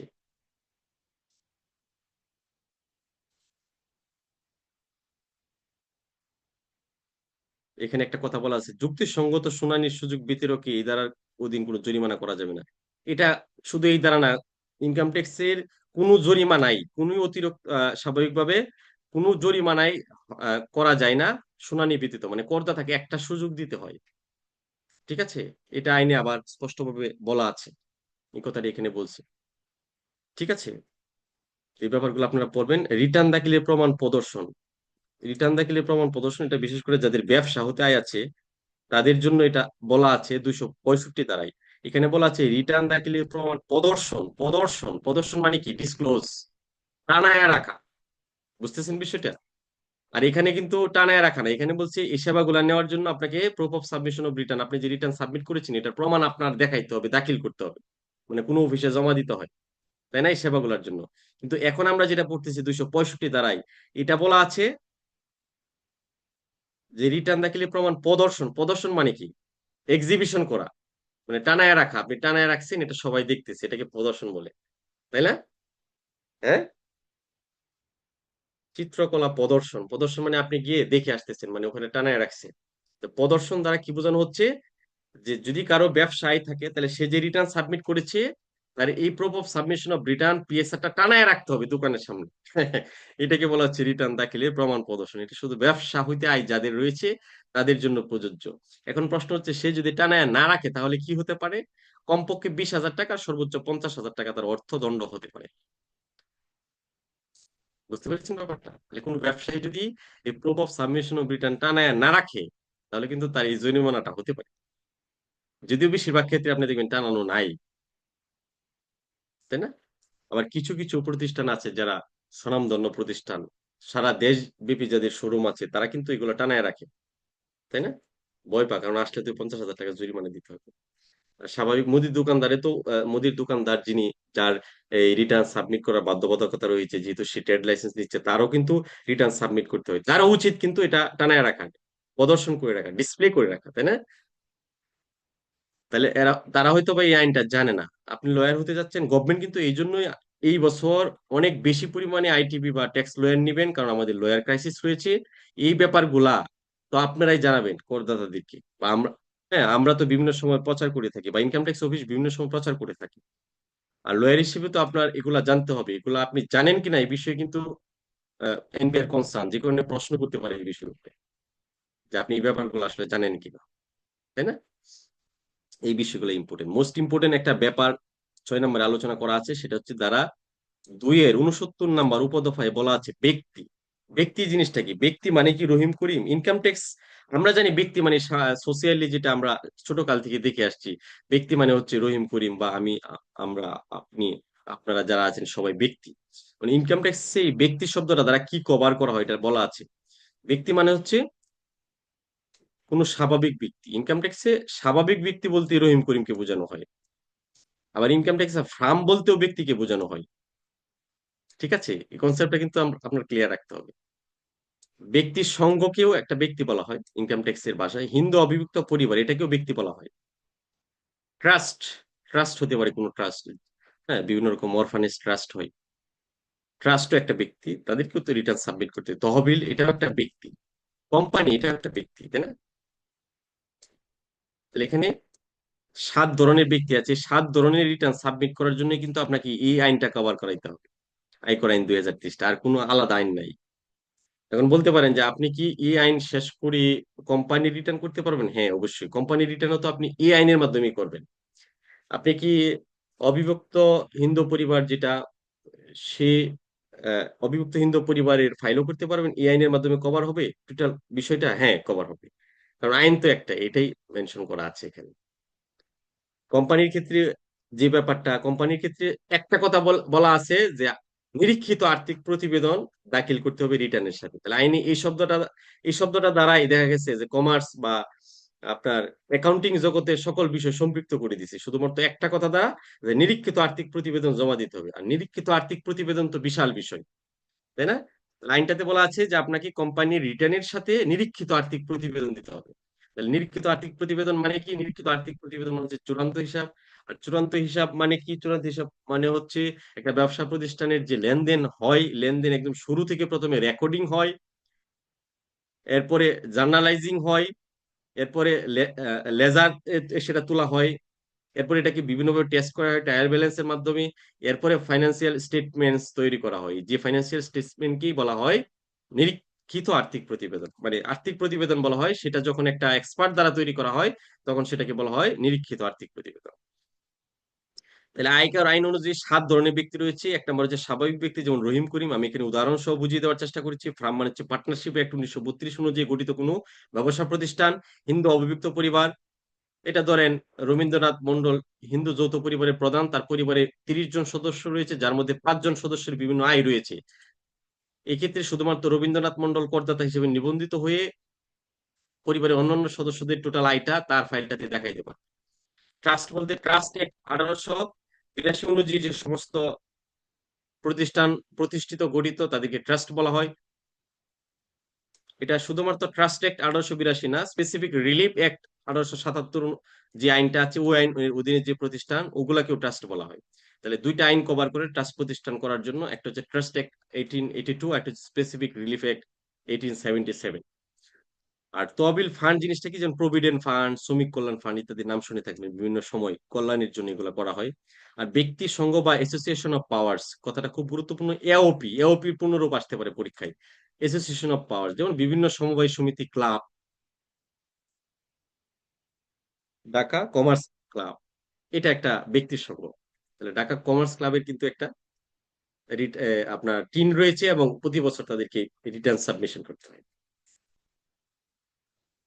কোম্পানি মানে হচ্ছে কোম্পানি আইন 1994 অনুযায়ী গঠিত এবং পরিচালিত প্রতিষ্ঠানকে, সব প্রতিষ্ঠানকে কোম্পানি বলা হয়। তাহলে কোম্পানিও কিন্তু একটা ব্যক্তি। অংশ 19-এ বলা আছে জরিমানা। তো জরিমানা বিভিন্ন কারণে হতে পারে। আপনার ব্যর্থতার জন্য ইনকাম ট্যাক্স অফিস জরিমানা করে। খুব সহজভাবে বুঝে নেন 266 দ্বারা জরিমানাটা কখন করা হয়, এটা একটা ইম্পর্টেন্ট ব্যাপার। পরীক্ষাতে আসতে পারে রিটার্ন দাখিলে ব্যর্থতার জন্য জরিমানার বিধান কি। তো কেউ যদি রিটার্ন দাখিল করতে ব্যর্থ হয়, এটা কিভাবে বুঝবেন সে যে ব্যর্থ হয়েছে? 30 নভেম্বরের ভিতরে সে রিটার্ন সাবমিট করে নাই। তার উচিত ছিল 1 জুলাই 2024 থেকে 30 নভেম্বর 2024-এর ভিতরে তার রিটার্নটা সাবমিশন করা। সে যখন সাবমিশন করতে পারলো না, তার মানে সে ব্যর্থ হলো। ব্যর্থ হলে পরে তার জরিমানাটা কি? ব্যর্থ হলে তার জরিমানা হচ্ছে সর্বশেষ নিরূপিত আয়ের উপর ধার্যকৃত করের 10% অথবা ন্যূনতম 1000 টাকা, এই দুইটার মধ্যে যেটা বেশি সেটা হবে তার জরিমানা। সহজ কথা। তাহলে রহিম সাহেব রিটার্ন সাবমিট করেন না এই বছর, 24-25 পর বছরের। ঠিক আছে, গত বছর সাবমিট করছে, গত বছর সে 5000 টাকা ট্যাক্স দিছে। তাহলে এই বছর ইনকাম ট্যাক্স অফিস এসে দেখবে গত বছর তার 5000 টাকা ট্যাক্স দেওয়া আছে, এই বছর এখনো ট্যাক্স ফাইল জমা দেয় নাই। তাহলে 5000 টাকার 10% কত হয়? আমি যদি 5000 টাকার 10% বের করি, 500 টাকা হয়। তাহলে 500 টাকা না, ন্যূনতম 1000 টাকা, যেটা বেশি।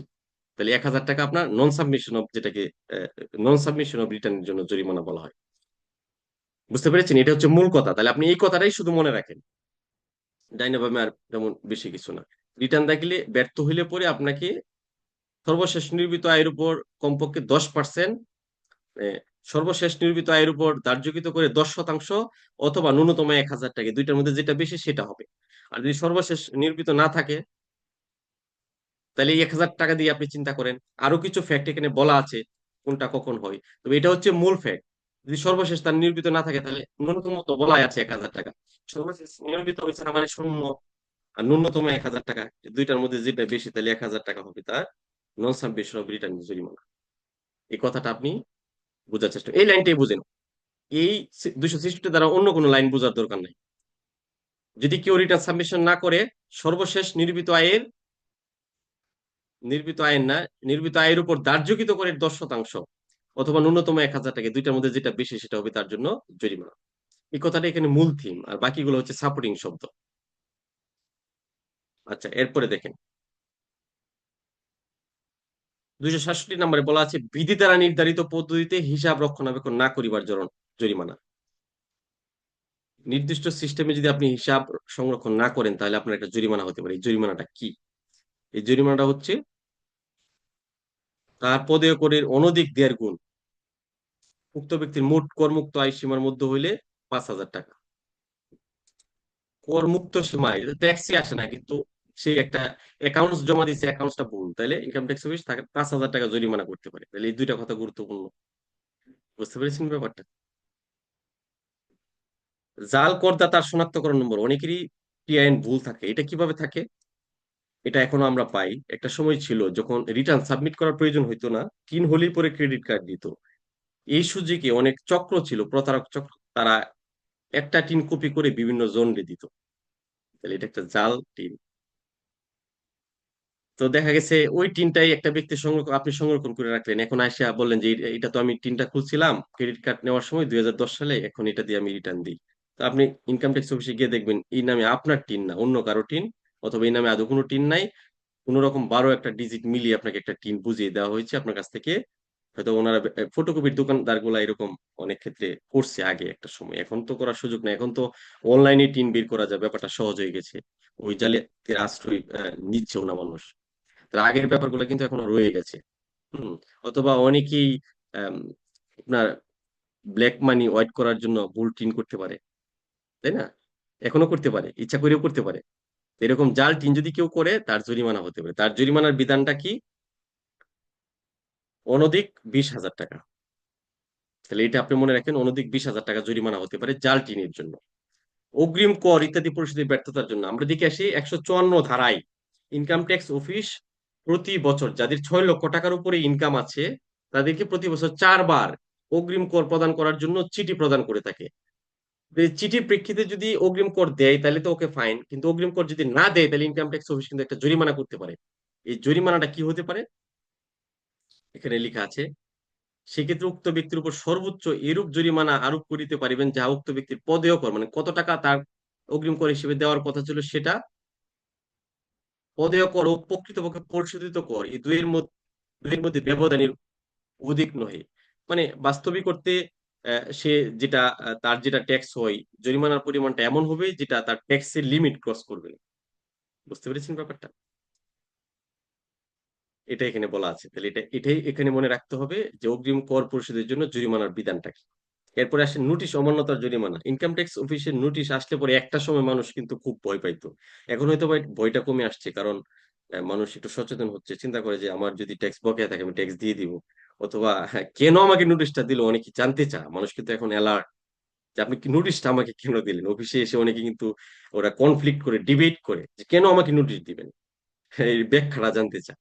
তা যাই হোক, এই নোটিশের ব্যাখ্যা জানেন কোনো সমস্যা নাই, কিন্তু নোটিশটা আপনি পাইলেন, পাওয়ার পরেও আপনি ইনকাম ট্যাক্স অফিসে আসলেন না, এই ক্ষেত্রে কিন্তু আপনার জরিমানা হতে পারে। কি জরিমানা হতে পারে? সেক্ষেত্রে উপকর কমিশন উক্ত ব্যক্তির উপর এরূপ জরিমানা ধার্য করিতে পারিবেন যাহা তার মোট আয়ের উপর আরোপযোগ্য করে অধিক হইবে না। তাহলে তার যদি বছরে 5 লক্ষ টাকা ট্যাক্স হয়, তাহলে আরো 5 লক্ষ টাকা নোটিশের অমান্যতার জন্য জরিমানা করতে পারে। বুঝতেছেন বিষয়টা? এটাই বলা হয়েছে আর কি। রিটার্নের ভিত্তিতে কর পরিশোধে ব্যর্থতার জন্য জরিমানা। আপনি রিটার্ন সাবমিট করছেন, আপনি ট্যাক্স ক্যালকুলেশন করে দেখলেন আপনার 2000 টাকা ট্যাক্স দিতে হয়, কিন্তু আপনি দিলেন না। এই বছর সবচেয়ে বেশি ভুল করেছে এই জায়গায় মানুষ। আপনি কি করলেন? আপনি কোন রকম একটা ভুয়া কাগজ দিয়ে দিলেন, অথবা এই এই কোনো চালানই দিলেন না, এইভাবে রিটার্নটা সাবমিট করে মেলায় ফালায় রেখে আসছেন। রিটার্ন তো সার্কেলে রিসিভ হয়েছে, এখন ইনকাম ট্যাক্স অফিস এটা যদি ধরবেই তো হয়তো টুডে টুমোরো, আগামী 5-6 বছর পর্যন্ত তো আপনার রিটার্নটা আলোচনা হবে। হ্যাঁ, দেখা যাবে, চেক করা হবে, কখনো না কখনো তো ধরবেই যে আপনি ট্যাক্সটা পরিশোধ করেন নাই। তখন এটার জরিমানাটা কি হতে পারে? উপকর কমিশনার উক্ত ব্যক্তির উপর সম্পূর্ণ করের অনধিক 25% অথবা ক্ষেত্রমত অপরিশোধিত আংশিক করের সমপরিমাণ পর্যন্ত জরিমানা আরোপ করিতে পারিবেন। তাহলে যতটুকু টাকা আপনি দেন নাই, মানে 2000 টাকা চালানে আসছিল, তাহলে এটার অপরিশোধিত আংশিক করের সমপরিমাণ, মানে ওই 2000 টাকা পরিমাণ পর্যন্ত আরো জরিমানা হতে পারে। যত টাকা কম আপনি দেন নাই ওই টাকাটা পর্যন্ত জরিমানা হতে পারে। ঠিক আছে? আরেকটা ইম্পর্টেন্ট জরিমানা হচ্ছে 272 ধারা জরিমানা। আমরা দেখে আসছি 212 ধারায় কর ও অন্যান্য অঙ্ক পরিশোধ এড়িয়ে যাওয়া। কর ও অন্যান্য অঙ্ক পরিশোধ এড়িয়ে যাওয়া 212 ধারার মাধ্যমে একজন করদাতার বড় ধরনের কর ফাঁকি উদ্ঘাটিত করা হয়। যদি কোনো ব্যক্তি ধরেন 2020-21 কর বছরে সে একটা বাড়ি প্রদর্শন করেনি, এটা উদ্ঘাটন করা হয়েছে, ইনকাম ট্যাক্স অফিস এটা ফাইন্ড আউট করেছে।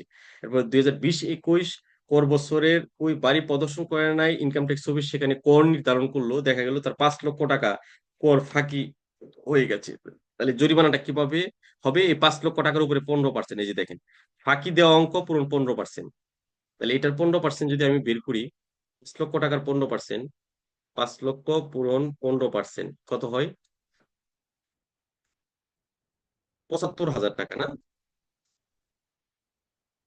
এটার সাথে যোগ হবে আরো ফাঁকি দেওয়া অঙ্ক পূরণ 10%, আবার এই 5 লক্ষ টাকার 10%। খেয়াল করছেন? তাহলে 5 লক্ষ টাকার 10%, 10% কত হয়? 50,000। লিখলাম 50,000। এই 50,000-এর গুণ হবে কয় বছর পর্যন্ত সে এটা ফাঁকি দিয়ে চলছিল। ধরেন সে 2 বছর পর্যন্ত ফাঁকি দিয়ে চলছিল, 2021-22 উদ্ঘাটিত হয়েছে, 2021-22 চলে গেছে 1 বছর, 22-23 2 বছর, 23-24 3 বছর, এখন 24-25 এসে এটা ধরা পড়ছে, তাহলে 4 বছর। তাহলে এটা 4 দিয়ে গুণ হবে, 4×50 2 লাখ। খেয়াল করছেন? তাহলে 2 লাখ, 2 লাখ, আর ওখানে হচ্ছে 75,000, 2,75,000, এই দুইটার যোগফল জরিমানা হবে এই জন্য ক যোগ ক্ষয়ের সমপরিমাণ। তাহলে 5 লাখ টাকা যদি কারো কর ফাঁকি থাকে তাহলে তার জরিমানা হবে 2,75,000 টাকা। তাহলে এক তো 5 লাখ টাকা হবে, এটার সাথে আরো 2,75,000 টাকা তাকে জরিমানা দিতে হবে। বুঝতেছেন বিষয়টা? তাহলে এটা মনে রাখতে হবে, আয় গোপন করিবার জন্য জরিমানাটা কি। আশা করি এই জিনিসটা বুঝতে পেরেছেন। চার্টার্ড অ্যাকাউন্টেন্ট কর্তৃক জাল নিকা প্রতিবেদন প্রণয়নের জন্য জরিমানা। যদি কোনো চার্টার্ড অ্যাকাউন্টেন্ট আপনাকে একটা ভুল, মিথ্যা বা জাল অডিট রিপোর্ট তৈরি করে দেয়, তাহলে ওই চার্টার্ড অ্যাকাউন্টেন্টের জরিমানা হবে। করদাতা করদাতা এখানে হবে না। আপনি তো বেঁচে গেলেন, আপনি বললেন যে আমি তো এই যে আমাকে ডিবিসি নাম্বার দিছে, আমি এটা অডিট করে নিয়ে আসছি, তখন ইনকাম ট্যাক্স অফিস ওই অডিট ফার্মকে ধরবে। অডিট ফার্মকে কি করবে, সর্বনিম্ন 50,000 টাকা আর সর্বোচ্চ 2 লক্ষ টাকা জরিমানা আরোপ করে দিবে। বুঝতেছেন বিষয়টা? এটা আপনার মনে রাখতে হবে। জাল নিরীক্ষা প্রতিবেদন দাখিলের একটা জরিমানা আছে, সেক্ষেত্রে আপনার 1 লক্ষ টাকা জরিমানা আরোপ হতে পারে জাল নিরীক্ষা প্রতিবেদনের জন্য। তাহলে এটা আপনি হেডটা মনে রাখবেন, জাল নিরীক্ষা প্রতিবেদন দাখিলের জন্য জরিমানা, আর জরিমানা হতে পারে 1 লক্ষ টাকা পর্যন্ত। প্রত্যেকটার এরকম হেড মনে রাখবেন, আপনি মনে রাখবেন, এটা আপনার গুরুত্বপূর্ণ। ডিটেলস এখানে মনে রাখার কোনো দরকার নেই। আয় কুপন করিবার জরিমানা কি? আয় কুপন করিবার জরিমানা সূত্রটি নিম্নরূপ, এই যে সূত্রটি লিখে দিলেন। বুঝতেছেন না বিষয়টা? এই যে, ফাঁকি দেওয়া অঙ্ক পূরণ 15%, পরে একটা উদাহরণ দিয়ে বুঝিয়ে দিলেন। এই প্রশ্নটা যদি আসে তাহলে এটা আপনাকে মনে রাখতে হবে। রিটার্নের ভিত্তিতে কর পরিশোধের জন্য জরিমানা কি? অনধিক 25% ক্ষেত্রমত সমপরিমাণ। নোটিশ অমান্যতার জন্য জরিমানা কি? মোটা এর সমপরিমাণ হবে। অগ্রিম কর পরিশোধের জরিমানা পদেয় কর ও প্রকৃতপক্ষে পরিশোধিত কর দুইয়ের মধ্যে ব্যবধানের অধিক হবে না। জাল করদাতা শনাক্তকরণ নম্বর অনধিক 20,000 টাকা জরিমানা হবে। বিধি দ্বারা নির্ধারিত পদ্ধতি হিসাব রক্ষণ না করিবার জরিমানা পদেয় করের অনধিক 1.5 গুণ অথবা করমুক্ত সীমার মধ্যে হলে 5,000 টাকা। রিটার্ন দাখিলের জরিমানাটা কি? সর্বশেষ নির্মিত করের 10% অথবা ন্যূনতম 1,000 টাকা, দুইটার মধ্যে যেটা বেশি। হেডটা মনে রাখবেন, আর ওই ইম্পর্টেন্ট জায়গাটা কতটুকু অর্থদণ্ড হচ্ছে সেটা মনে রাখবেন। তাহলে কিন্তু এই ব্যাপারটা আপনি অ্যাপ্লিকেশন করতে পারবেন, অথবা পরীক্ষায় আসলে আনসার করতে পারবেন। কর খেলাফি হইবার জরিমানা, কেউ যদি কর খেলাফি হয়ে যায় তার উপরে জরিমানা ছেড়ে দেয়। এমনিতে তো তার টাকা নাই, খেলাফি হয়ে গেল, তার উপর আবার জরিমানা বর্তাবে। যে ক্ষেত্রে কোনো করদাতা কর পরিশোধে খেলাপি হন বা খেলাপি হিসেবে গণ্য হন, সেক্ষেত্রে উপকর কমিশনে এই মর্মে নির্দেশ প্রদান করিতে পারিবেন যে উক্ত করদাতা নিকটিতে বকেয়া করে অতিরিক্ত উক্ত বকেয়া করে অধিক হইবে না, এরূপ অঙ্ক জরিমানা হিসেবে আবার আদায় করতে পারবে। তাহলে কোনো দিকে দিয়ে বেঁচে যাওয়ার উপায় নেই। আপনি যদি কোর্ট থেকে দেউলিয়া ঘোষণা নিয়ে আসেন, তারপরেও ইনকাম ট্যাক্স অফিস আরো ট্যাক্স বসাই দিবে। ঠিক আছে? তাহলে এই জরিমানাগুলো আপনার মনে রাখতে হবে। 280 দ্বারা মোস্ট ইম্পর্টেন্ট একটা ব্যাপার, 1 অথবা 2 নাম্বারের জন্য আসতে পারে। শুনানি ব্যতীত জরিমানা আরোপ করা যাবে না, কোন ধারায় বলা আছে? 280 ধারায়।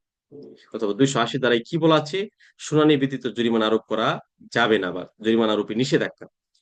কোন ব্যক্তির শুনানি গ্রহণ বা তাকে শুনানির যুক্তিসঙ্গত সুযোগ প্রদান না করিয়া এই অংশের অধীন তার উপর জরিমানা আরোপের কোনো আদেশ প্রদান করা যাইবে না। এখন প্রশ্ন হচ্ছে, ইনকাম ট্যাক্স অফিস 280 দ্বারা নোটিশ প্রদান করে শুনানি দেওয়ার জন্য, অনেক সময় করদাতা এটা পায় না। না পাওয়াটা বিভিন্ন কারণ হতে পারে, হয়তোবা পিয়ন গিয়ে ওখানে ওনাকে পাচ্ছে না, এই জন্য সে পায় না, অথবা অনেক সময় পায়াও পরে শুনানিতে আসে না। কিন্তু ইনকাম ট্যাক্স অফিস একটা প্রুফ কিন্তু সংরক্ষণ করে রাখে যে আমি যে নোটিশটা দিয়েছি, নোটিশটা যে দিছি, এটা কিন্তু আপনার পোস্ট অফিসের অ্যাকনোলেজমেন্ট স্লিপটাও সংরক্ষণ করে রাখে। এই হচ্ছে ব্যাপার। এই ছিল মানে জরিমানার বিভিন্ন ব্যাপার, অথবা বকেয়া আদায়ের বিভিন্ন উপায় এবং দাবির নোটিশ সম্পর্কিত আলোচনা। আমরা দেখতে দেখতে কিন্তু ইনকাম ট্যাক্সের অনেকগুলা ল শেষ করে ফেলছি, প্রায় 345টা যে ল আছে, আমরা ইম্পর্টেন্ট সব কয়টা ল প্রায় শেষ করে ফেলছি। আর দুই একটা ল আমরা আগামী ক্লাসে আলোচনা করব। তাহলে খেয়াল করছেন, আমরা প্রথম থেকে শুরু করে সিকুয়েন্সিয়ালি যে ইম্পর্টেন্ট ল, এগুলাই কিন্তু আমরা পড়ছি। এখন আর একটা বিষয় আলোচনা করবো সিলেবাসে, সেটা হচ্ছে দানকোর আইন। দানকোর আইনটা হচ্ছে 1990 সালে, 1990 সালের 44 নং আইন। এখানে কিছু বিষয় বলা আছে, প্রত্যেক আইনে বলা থাকে, এই যে ধারা 2 এ কিন্তু সংজ্ঞা বলা থাকে। আমরা কিন্তু ইনকাম ট্যাক্স এক যেটা আয়কর আইনে, ওখানেও ধারা 2 এর সংজ্ঞা পড়ে আসছি। তাহলে এই সংজ্ঞাগুলা কি? করদাতা বলিতে কাকে বোঝাবেন? এখানে দান করদাতা, বুঝতেছেন না? ওই করদাতা না, দান করদাতা। দান বলিতে কি, এটা এখানে বলা আছে। দান বলতে আপনি কি বুঝেন? দেখেন, এইটা দেখেন। দান বলিতে এক ব্যক্তি কর্তৃক অন্য কোনো ব্যক্তিকে স্বেচ্ছায় অর্থ বা অর্থমূল্যের প্রতি লাভ ছাড়া কোনো স্থাবর বা অস্থাবর সম্পত্তি হস্তান্তর বোঝাবে। লাভ ছাড়া, কোনো স্বার্থের বিনিময়ে নয়। বুঝতেছেন বিষয়টা? এটা কিন্তু একটা ইম্পর্টেন্ট ব্যাপার, তা না হলে কিন্তু দান কর হবে না। ঠিক আছে? দান করটা সম্পৃক্ত আয়কর আইনের সাথে, এখানে কিন্তু এই জন্য বলা আছে আয়কর আইন অর্থ আয়কর আইন 2023 সনে 12 নং আইনটাকে বোঝানো হয়।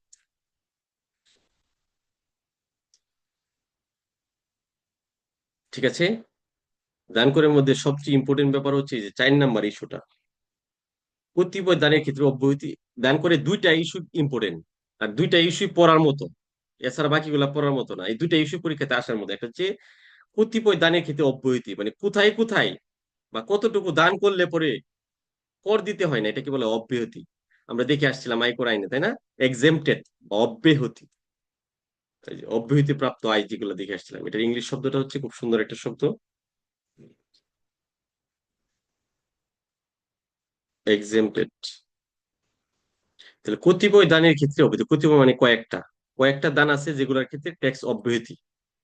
কোনগুলা? দানকৃত সম্পত্তি যদি বাংলাদেশের বাইরে অবস্থিত হয়, আপনার একটা সম্পত্তি আছে মালদ্বীপ, আপনি দিয়ে দিলেন আপনার ছোট ভাইকে যে যা তুই গিয়ে ওখানে থাক, তাহলে এটার জন্য দান কর দিতে হবে না। এটা আপনার বন্ধুরে দিয়ে দিলেন, তাহলে সেটার জন্য দান কর হবে না। দান যদি সরকার বা কোনো স্থানীয় কর্তৃপক্ষ, আপনি সরকারের যদি কোনো কিছু দিয়ে দেন, তাহলে দান কর দিতে হবে না। দান যদি দাতব্য উদ্দেশ্যে প্রতিষ্ঠিত নিম্নবর্ণিত কোনো তহবিল বা প্রতিষ্ঠানকে করা হয়, তাহলেও আপনাকে দান কর দিতে হবে না। আপনি যদি কোনো বিশ্ববিদ্যালয় শিক্ষা বোর্ডের স্বীকৃতপ্রাপ্ত অথবা সরকার কর্তৃক স্বীকৃত বা পরিচালিত কোনো পলিটেকনিক্যাল ইনস্টিটিউটকে দান করেন, তাহলে আপনার দান কর দিতে হবে না। বুঝতেছেন বিষয়টা? তাহলে এদেরকে দান দিলে দান কর দিতে হবে না, এটাকে বলা হচ্ছে দানের ক্ষেত্রে অব্যাহতি, মানে ট্যাক্স এক্সাম্পটেড, গিফট ট্যাক্স এক্সাম্পটেড। দান কর ছাড়াই আপনি দান করতে পারবেন। আপনি দান করতে যাচ্ছেন, আপনাকে কর দিতে হবে, তা নাহলে আপনি দান করতে পারবেন না। কয়েকটা জায়গায় দান করলে পরে কর দিতে হয় না, এটাকে বলা হয় এক্সাম্পটেড বা অব্যাহতি। এখানে এখানে বলা আছে কোন কোন গুলার ক্ষেত্রে অব্যাহতি। সরকার কর্তৃক গঠিত বা অনুমোদিত কোনো বন্যা বা দুর্যোগ মোকাবেলা তহবিল, দুর্যোগ মোকাবেলা তহবিলে যদি আপনি দান করেন, তাহলে আপনাকে দান কর দিতে হবে না। সাধারণ জনগণের কল্যাণে পরিচালিত হয় এমন কোনো ব্যক্তিগত ধর্মীয় প্রতিষ্ঠান ব্যতীত ধর্মীয় বা দাতব্য উদ্দেশ্যে বাংলাদেশে প্রতিষ্ঠিত বা সরকার কর্তৃক অনুমোদিত বা ধর্মীয় বা দাতব্য উদ্দেশ্যে প্রতিষ্ঠিত প্রচলিত আইনে নিবন্ধিত কোনো প্রতিষ্ঠানকে করদাতা কর্তৃক সংশ্লিষ্ট কর বৎসরের নির্মিত মোটায়ের, এই যে দেখেন, নির্মিত মোটায়ের 20% বা 1 লক্ষ টাকা, এই দুইয়ের মধ্যে যাহা কম, ওই অংশটুকুর উপর দান কর দিতে হবে না। বুঝতেছেন বিষয়টা?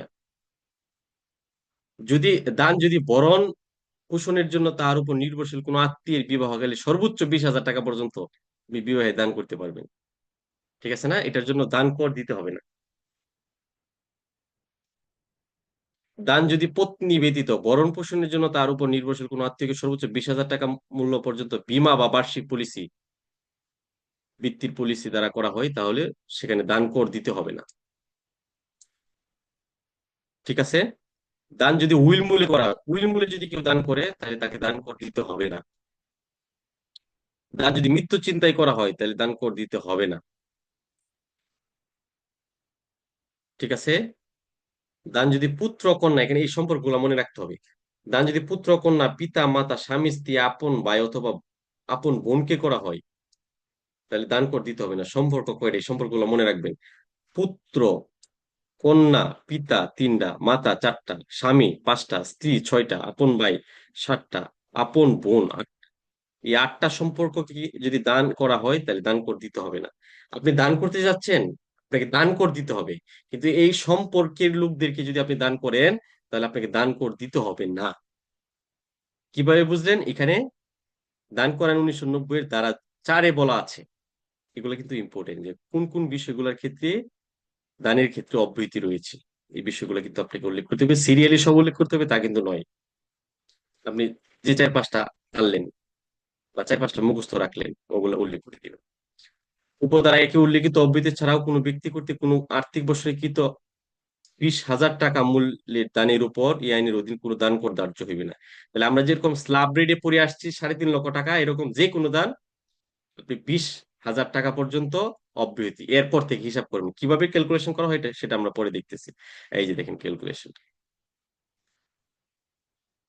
আর বাকি ব্যাপারগুলো তেমন ইম্পর্টেন্ট না। দুইটা ব্যাপার ইম্পর্টেন্ট, একটা হচ্ছে স্ল্যাব রেটটা দান করে, একটা হচ্ছে কোথায় কোথায় দান করলে অব্যাহতি পাওয়া যায়। এই তফসিলে এই স্ল্যাব অনুযায়ী আপনাকে দান করতে হবে। তাহলে আপনি রহিম সাহেবকে দান করতে যাচ্ছেন, আপনাকে দান কর দিতে হবে। এই যে দানের উপর কর অব্যাহতি সীমার অতিরিক্ত মূল্যের 5 লক্ষ টাকা, তাহলে যে কোনো দান যদি 20,000 টাকা হয়, এই যে এটা দ্বারা আমরা কি বুঝলাম?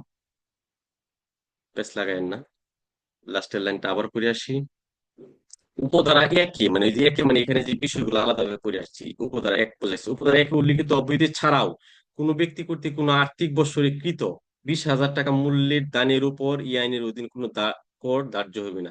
এগুলো তো আছেই, এগুলা ছাড়াও যে কোনো দান হোক সেটা 20,000 টাকা পর্যন্ত দান কর মুক্ত হবে না। তাহলে ধরেন এখানে স্ল্যাব রেটটা আমরা এসে দেখলাম যে দানের উপর কর অব্যাহতি সীমার অতিরিক্ত মূল্যের 5 লক্ষ টাকার উপর 5%। তাহলে রহিম সাহেব করিম সাহেবকে দান করছে ধরেন কথার কথা 5 লক্ষ টাকা। তাহলে প্রথমেই কর অব্যাহতি কত? 20,000 টাকা বাদ দিলাম, ঠিক আছে? তাহলে থাকে কত?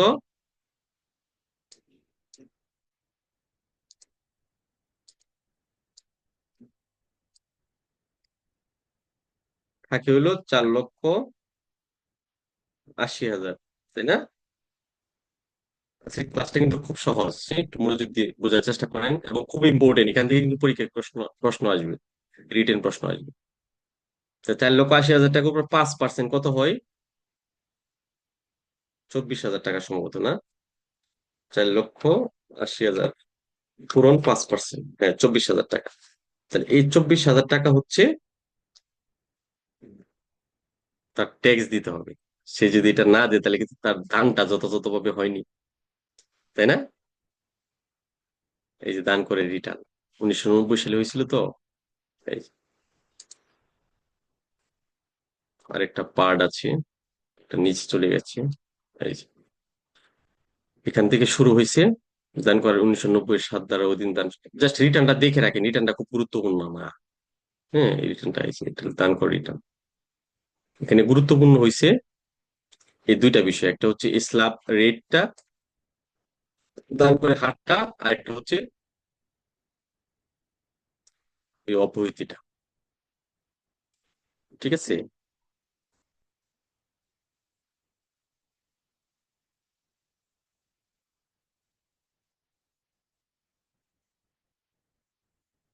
অব্যাহতিটা দেখি কোথায় দেখে আসলাম কেবল, এই যে এই অব্যাহতিটা। তাহলে দ্বারা চারটা অনেক ইম্পর্টেন্ট, তাই না? দ্বারা চারটা পড়বেন আর ওই রেটটা পড়বেন। ব্যাংকর থেকে আর কোনো কিছু পড়ার নাই তো, কি পড়বেন তো? পড়ার থাকলে তো। তা দানকর থেকে আসলে এই দুইটা জায়গা থেকে কোয়েশ্চেন আসতে পারে, ঠিক আছে? এতটুকুই ছিল আজকে আমাদের আলোচনা, তাই না? আলোচনার ব্যাপ্তি একটু আজকে কমই। তাহলে আশা করি যতটুকু পড়িয়েছি ততটুকু বুঝতে পেরেছেন। আপনার কাজ হচ্ছে এই লেকচারটা কালকে বিকাল পর্যন্ত পড়া, আর কোনো লেকচার না পড়া। আর এটা এটা শেষ করে পরে অন্য কোনো লেকচার পড়ে, ঠিক আছে? আশা করি এতটুকু বুঝতে পেরেছেন। এটার ভিতরে কোনো কোশ্চেন আছে কিনা আমি দু একটা কোশ্চেন SMS মেসেজ থেকে নিচ্ছি, এরপরে আপনাদের মুখ থেকেও শুনবো। এরপরে আমরা কিন্তু ওই যে লেকচার 3-এর অঙ্কটা দেখবো আজকে, হ্যাঁ? এটা নিয়ে অনেকেরই সমস্যা আছে, ন্যূনতম করদা এটা যদি আপনি বুঝে ফেলেন ট্যাক্সের অঙ্ক আপনাকে কেউ আটকাইতে পারবে না। আচ্ছা, এনে বলছে প্র্যাকটিক্যালি দেবেন প্লিজ স্যার, এটাই প্র্যাকটিক্যালি দেবেন প্লিজ। আচ্ছা, এটা আমি বুঝি নাই, আনসার দিতে পারবো। নেট ইস্যু কি অনলি আমার? ওর সবার স্ক্রিন ব্ল্যাঙ্ক। Net issue. আচ্ছা, এখন তো মনে হয় সবাই শুনতে পাচ্ছেন। আচ্ছা আচ্ছা, একটা প্রবলেম হচ্ছে প্রশ্ন বলতে। প্রশ্নে যদি উল্লেখ না থাকে তাহলে দ্বারা উল্লেখ করা লাগবে কিনা? না, অসম্ভব। কিছু প্রশ্ন আসতে পারে দ্বারাই চাওয়া হইলো, স্বনির্ধারণী পদ্ধতিতে রিটার্ন দাখিল করা কোন দ্বারায়? 180 দ্বারায়, চাইছে এই দ্বারা, এটা দিতে হবে। বুঝতেছেন না বিষয়টা? কিন্তু দ্বারা চাই নাই, আপনি একটা ইস্যু লিখতে গেছেন, হ্যাঁ, আর্থিক পরিশ্রম পদ্ধতি আই, তাহলে এটার দ্বারাটা আপনি লিখতে গেলেন, লিখতে গেলে কিন্তু দেখা গেছে প্রত্যেকটা ইস্যুরই আবার দ্বারা চলে আসে। ওইটা আপনি লিখতে যাবেন না, জাস্ট আর্থিক পরিসম্পদ কি ওইটা লিখে দিলেন। দ্বারাটা কোন দ্বারায় বলা আছে এটা লেখা দরকার নাই, ঠিক আছে? আর দু একটা প্রশ্ন দেখি।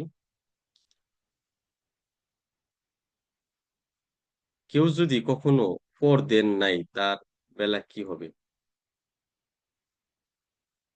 কর যদি কেউ কখনো না দেয়, তার যদি করযোগ্য ইনকাম থাকে তাহলে তো কর দেওয়া উচিত। সে যদি এতদিন দেয় না, আজকে থেকে শুরু করুক, সমস্যা নেই, ঠিক আছে? আচ্ছা, গিফট ট্যাক্স এসআরওতে ভাই বোনের নেম। আচ্ছা, দানকর থেকে অঙ্ক আসতে পারে? না না না, অসম্ভব। দানকর থেকে কোনো অঙ্ক আসবে না। দানকর থেকে আমি যে দুইটা জায়গা দেখাইছি, এই দুইটা জায়গায় পড়বেন। আর বেশি নিয়ে চিন্তা করতে গেলে কিন্তু আপনি সব ভুলে যাবেন। এমনিতে এই বয়সে এসে পড়াশোনা মনে থাকে না, এরপর যদি আর একটু বেশি পড়তে যান তাহলে সব শেষ, লিখাই যাবে না কিছু। স্ল্যাবটা বোঝার নাই। আচ্ছা, স্ল্যাবটা একটু দেখাই। ওই যে স্ল্যাব তো এটাই, সহজই তো স্ল্যাবটা, তাই না? ওই যে আমরা যেরকম ওই ট্যাক্সের স্ল্যাবটা দেখে আসছি এরকম। তাহলে ধরেন এক ব্যক্তির দান করছে সে, এটা আর একটু বাড়ায় দেখি, 25 লাখ টাকা ধরি, হ্যাঁ? তাহলে তার থাকে কত? 24,80,000 টাকা। 24,80,000 টাকার মধ্যে আরেকটা স্ল্যাব ক্রিয়েট হবে। কি স্ল্যাব ক্রিয়েট হবে?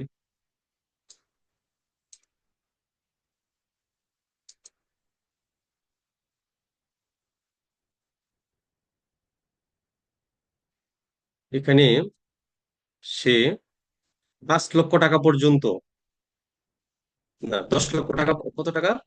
দান দানের উপর কোন অবৈধ সীমা অতিরিক্ত মূল্যের 5 লক্ষ টাকার উপর 5%। তাহলে 5 লক্ষ টাকা পর্যন্ত সে 5% দিবে। দান কর থেকে অঙ্ক আসবে না, তবে রেটটা আসতে পারে কিন্তু, হ্যাঁ? এই জন্য এটা আমাদের জানা উচিত। 5 লক্ষ টাকা পর্যন্ত 5%, 5 লক্ষ টাকার 5% হচ্ছে আপনার 25,000 টাকা। এরপরে ধরেন এখানে অবশিষ্ট থাকলো,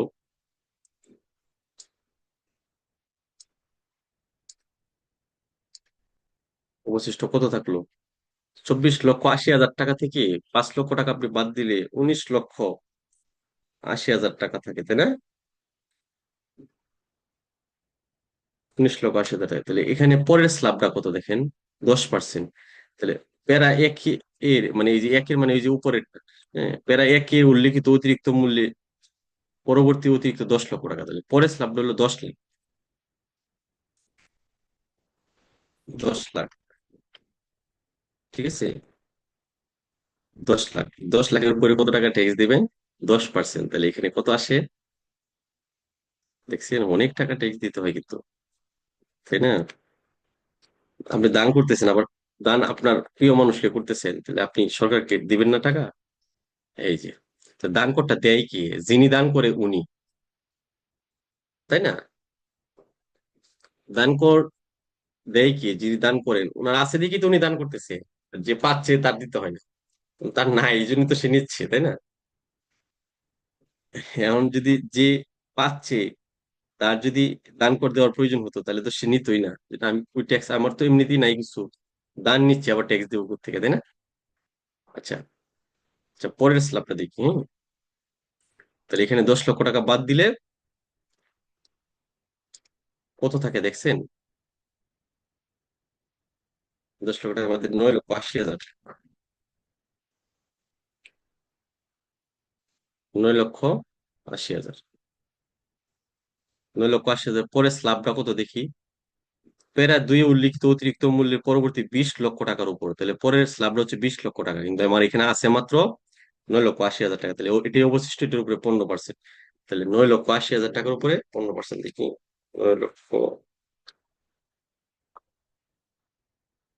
1,47,000 টাকা। অনেক টাকা ট্যাক্স দিতে হয়।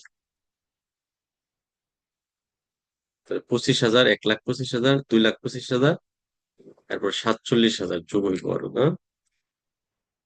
তাহলে 25,000 যোগ 1,00,000 যোগ 1,47,000, 2,72,000। খেয়াল করছেন? সে 25,000 টাকা দান করতে গিয়া তার কিন্তু 2,72,000 টাকা দেওয়া লাগতেছে।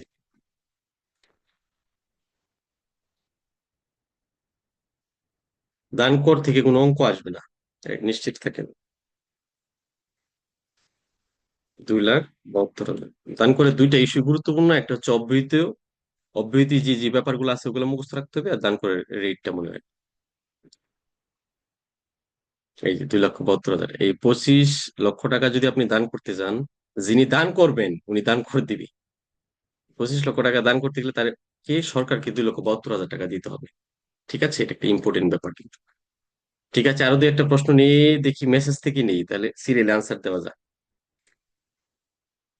আচ্ছা, ভাই বলছিল আশরাফুল হক ভাই বলছিল গিফট ট্যাক্সের স্ল্যাবটা বুঝিনি, আশা করি এখন বুঝতে পেরেছেন। 20% অর 10 লাখ টাকা, এটা এক্সাম্পল বুঝি নাই।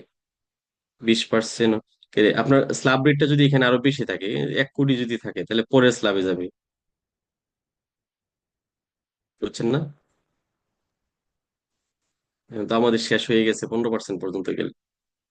বলছে প্যারা 3-এ উল্লেখিত অতিরিক্ত মূল্যের অবশিষ্ট, মানে 3-এর পরে এর পরের স্ল্যাবটা যদি থাকতো, যতই থাকতো আর ভাগ করতাম না, ওইটার উপরে 20% নিতাম। ঠিক আছে, আশা করি বুঝতে পেরেছেন। মানে দেখছেন দান কর কত সহজ, অথচ আমাদের সিলেবাসে দান কর আইন 1990 আছে, আমরা হতাশ হয়ে গেছি যেটা একটা বই, এটা কিভাবে শেষ করবো, তাই না? এখানে কিন্তু কিচ্ছু নাই। এক ভাই বলছে দান করতে গিয়ে অঙ্ক আসতে পারে, না না অসম্ভব, দান করতে গিয়ে অঙ্ক আসবে না। 20%, আচ্ছা। আমি ন্যূনতম কর, চূড়ান্ত কর ও নিয়মিত কর বুঝেছি, কিন্তু লেকচার দিয়ে লাস্ট পার্টটা বোঝা দরকার। হ্যাঁ, এটা আজকে আমরা পড়াবো। আজকে তো আমাদের লেকচার, এটা যে লেকচারটা পড়লাম লেকচার 5, এটা তো শেষ। এখন আমরা লেকচার 3টাতেই চলে যাব। ওখানে বেশ কতক্ষণ আলোচনা করবো শুধু ওই অঙ্কটা নিয়ে। হুম। আচ্ছা, এরপর স্যার 5 লক্ষ টাকার উপর মানে কি লক্ষের অতিরিক্ত না মধ্যে? 5 লক্ষ টাকার উপর মানে 5 লক্ষ একটা একটা স্ল্যাব, বুঝছেন না? এটা একটা স্লট করে দিছে, স্লট, এটাই 5 লক্ষই। 5 লক্ষর উপরে 5%। আচ্ছা স্যার, এটাতে প্র্যাকটিক্যালি দেখাবেন কেন? দান করটা প্র্যাকটিক্যালি দেখানোর তো কিছু নাই। এখন যতটুকু দেখানোর তো দেখাইছি, তাই না? ওকে ফাইন, প্রশ্নটা একটু আগে করছিলেন, আশা করি এখন বুঝে ফেলছেন। আচ্ছা, দ্বন্দ্ব পড়া লাগে, দ্বন্দ্ব পড়া লাগবে না, অসুবিধা নেই স্যার। দান কার এর স্ল্যাবটা আরেকটু বোঝান। আচ্ছা, স্ল্যাবটা তো সহজেই, আপনি যত টাকা, মানে যত বেশি টাকা থাকবো তখন স্ল্যাব রেটে যাবে। প্রথম গুচ্ছটা হলো 20,000 টাকা, বাদ দিবেন অব্যাহতি, এর পরের গুচ্ছটা 5 লক্ষ টাকা। 5 লক্ষ টাকা যদি থাকে, টোটাল 5 লক্ষ টাকার উপরে নিবেন, টাকায় আছে ধরেন 5 লক্ষর কম, তাহলে ওই অংশটাই অবশিষ্ট অংশ। ধরেন 5 লক্ষ নেওয়ার পরে আরো টাকা রইলো, এরপরে স্ল্যাবটা কত, ওই স্ল্যাব অনুযায়ী আপনাকে নিতে হয়। পরবর্তী 10 লক্ষ টাকা হলো একটা স্ল্যাব বা স্লট, এক একটা খণ্ড এখানে, তাই না? এই খণ্ডটা আপনি আলাদা আলাদা করতেছেন আর ট্যাক্স দিতেছেন, আলাদা আলাদা করতেছেন আর ট্যাক্স দিতেছেন। আচ্ছা, থ্যাংকস ভেরি মাচ। গিফট ট্যাক্সের এক্সামটেড লিমিট তাহলে 20K, yes 20K। Thank you so much. আচ্ছা ওকে, লেকচার 3 এর 4 নং প্রশ্নের মতো আরেকটা অঙ্ক দিলে ভালো হতো সবার প্রথম। এই অঙ্কটা ক্লিয়ার করেন, এরপরে আপনি যে কোনো অঙ্ক আপনি করতে পারবেন। স্যার শিট 5 পিডিএফ পাই নাই, চার দিয়ে দিবেন গ্রুপে। হ্যাঁ, গ্রুপে দেওয়া আছে অবশ্য, আপনি তো আহ, একটু খুঁজলে পাইতেন। ঠিক আছে, এরপরে আমি আবার প্রয়োজনে দিয়ে দিব। এমেন্ডেড রিটার্ন কত ধারা? 180-2 ধারা। এমেন্ডেড রিটার্ন 180-2 ধারা, ঠিক আছে। 180-1 ধারা রিটার্ন সাবমিশন, এটা ভুল হয়ে গেছে। 180-2 ধারা হলো এমেন্ডেড রিটার্ন, যেটাকে ভুল সংশোধনী রিটার্ন বলা হয়। ঠিক আছে, ঠিক আছে। খুব সুন্দর সুন্দর প্রশ্ন আসলে আপনারা করেন। আপনারা এখানে মনে হয় অনেকে আছেন খুব দক্ষ ট্যাক্সে, না? অনেক প্র্যাকটিস করেন, বোঝা যায় কোশ্চেনের ধরন অনুযায়ী। আবার অনেকে আছেন মিডিয়া করা হয়তো বা আহ, প্রয়োজন পড়েনি, এই জন্য পড়েননি। তবে এখানে আপনারা যারা আছেন সবাই অত্যন্ত মানে মেধাবী। আপনারা আপনাদের মেধাটা ইউজ করে আসলে আইটিপি পরীক্ষায় কৃতকার্য হয়ে আসেন, এই প্রত্যাশা কিন্তু আমার সবসময় থাকে। দুই একটা কোশ্চেন নিয়ে 5 মিনিটের বিরতি দিতে যাবো, এরপরে ওই অঙ্কটা দেখাবো। হ্যান্ড রাইজ যারা করে আছেন তাদের মধ্যে থেকে আমি আনমিউট করতেছি। সারোয়ার হোসেন ভাই প্রশ্ন করছেন, একদম রিলেভেন্ট কোশ্চেন করবেন, হ্যাঁ? ঠিক আছে, আমি আপনাকে আনমিউট করে দিয়েছি, আপনি কোশ্চেন করতে পারেন। ওয়ালাইকুম আসসালাম ভাইয়া, বলেন। আসসালামু আলাইকুম ওয়ালাইকুম আসসালাম, স্যার। জি ভাইয়া বলেন। কারোর যদি, জি স্যার, যে মানে আপনি বলার পরে ক্লিয়ার হইলো যে যে দান করবে সেই দান করতে দিবে। রাইট, আমি আসলে রাইট। শুরুতে মনে করছিলাম যে যে পাবে সে দিবে আর কি। তাহলে আর আচ্ছা, কেউ ওইটা দান ক্লিয়ার নিত, হয়ে, পালাই তো সবাই যে দান করো না মানে, তাই না? আচ্ছা না, সে তো স্যার একটা অ্যামাউন্ট পাইছে, ওখান থেকে কিছু কর দিয়ে দিত স্যার। 25 লাখ টাকা থেকে 2 লাখ কিছু দিয়ে দিত আর কি স্যার। দিয়ে দিতে পারতো, তাহলে ঠিক স্যার আছে। যে ওই জমিটা বিক্রি করা লাগবে, যে নাহলে তো দিতে দান, পারবো না। যে দান গ্রহণ করে সে তো এমনিতেই গরিব ধরে নেওয়া হয়, তাই না? জি স্যার। ঠিক। আচ্ছা, ওইটা স্যার এমনি বললাম। তাহলে স্যার যে দান করলো হ্যাঁ। তার রেগুলার রিটার্নের সাথে কি ওই দান করে রিটার্নটা দিতে পারবে না? এটার জন্য আলাদা ফরম্যাটে রিটার্ন দিতে হবে। আলাদা রিটার্ন দিতে হবে, আর এই দান করে রিটার্নটা আবার মূল রিটার্নের সাথে দিয়ে দিতে হবে, অ্যাটাচ করে দিয়ে দিতে হবে। তো এখন বর্তমানে স্যার যেটা আমাদের অনলাইন করে দিছে সবকিছু, এইখানে এটা কিভাবে ইমপ্লিমেন্ট হবে স্যার? এটা অফিসকে অবগত করতে হবে, যেহেতু অনলাইনে দান করে করে রিটার্নের এখনো সিস্টেমটা নাই, তার মানে যে সিস্টেমে আছে ওই সিস্টেমে আপনি দান করে রিটার্নটা সাবমিট করবেন, সরাসরি ম্যানুয়ালি সাবমিট। ম্যানুয়ালি ম্যানুয়ালি তারপর অফিসকে অবহিত করে দিবে স্যার। Right, exactly. আচ্ছা আচ্ছা, ঠিক আছে, thank you. Okay, okay, thank you very much. Okay. Shahidullah ভাই, আমি আপনাকে আনমিউট করতেছি, দাঁড়ান। শহীদুল্লাহ ভাই, আপনি প্রশ্ন করেন। হ্যাঁ, আসসালামু আলাইকুম স্যার। ওয়ালাইকুম আসসালাম, জি বলেন। স্যার, আমার একটু মাঝে মধ্যে একটু কোশ্চেন এরাইজ হয়ে যায় যে কখনো কখনো প্রশ্নের মধ্যে দেখা যায় যে করযোগ্য আহ বেতন, কর নিরূপণযোগ্য বেতন খাতে আয়, কর নিরূপণযোগ্য বাসায় কৃষি খাতে আয়, কর নিরূপণযোগ্য ভাড়া খাতে আয়। আবার কোথাও বলা থাকে কোশ্চেনের মধ্যে যে ভাড়া হতে আয়, আবার কোথাও বলা হয় যে কৃষি হতে আয়। এক্ষেত্রে স্যার আমি যে অনুমোদনযোগ্য খরচ যেটা, এটা কোন ক্ষেত্রে স্যার অ্যালাউ করবো? বুঝলাম যে স্যার আচ্ছা। যেমন স্যালারি ক্ষেত্রে বিভিন্ন খাত ওয়াইজ আছে, সেক্ষেত্রে আমরা হুম। অ্যালাউ করে দিলাম। তো এখন বলে দিল আচ্ছা বেতন খাতে আয় এত টাকা। আচ্ছা আচ্ছা আচ্ছা শহীদুল্লাহ ভাই, আপনি যে কোশ্চেনটা করছেন অত্যন্ত ইম্পর্টেন্ট একটা কোশ্চেন, এবং এটা সবার মনের ভিতরে গুরুচকর করে যে আমি কিভাবে শর্টিং করবো। এটার জন্য একটা জি ফ্যাক্টস স্যার, এটা আমাকে খুব আপনি একটু দেখান। কনফিউশনের মধ্যে পড়েছি। আপনি এটার জন্য একটা ফ্যাক্টস দেখান, আমি নিশ্চিত ওই ফ্যাক্টস এর মধ্যে কোনো না কোনো ক্লো থাকবে, যেটা দেখে বোঝা যাবে যে এখান থেকে বাদ দিবেন না দিবেন না। বুঝতে পেরেছেন? ওকে স্যার, ঠিক আছে, আমি তাহলে আপনি একটা ফ্যাক্টস, কিছুক্ষণ পর আপনি আপনি বলতেছেন বের যে করি আপনি স্যার, বিভিন্ন বের করি জায়গায় আমি পান আপনাকে। আর কনফিউজড হয়ে যাচ্ছেন। আপনি আজকে ক্লাস জি শেষে জি একটা স্যার। ফ্যাক্ট ছবি তুলে গ্রুপে দেন। গ্রুপটা তো আমি আজকে সারাদিন ওকে স্যার, অন রাখছিলাম। হ্যাঁ, আজকে ঠিক আছে রাত্রেই স্যার, দেন যে ঠিক আমি আছে। এটা বুঝতেছি না, আর এটা বোঝার ধরনটা আপনি কিভাবে বুঝলেন যে এটা মাইনাস হবে নাকি হবে না, তখন ওখানে আমি আনসার দিয়ে দিব ইনশাআল্লাহ। জি আমার জি স্যার, ধারণা হ্যাঁ এক্ষেত্রে এমন কোনো ফ্যাক্টস নাই যেটার মধ্যে ক্লু থাকবে না, আপনি বাদ দিবেন না দিবেন না। বুঝতেছেন বিষয়টা? Okay sir. Okay sir. ঠিক আছে ভাইয়া। জি sir, thank you sir. Okay, welcome. আসসালামু আলাইকুম।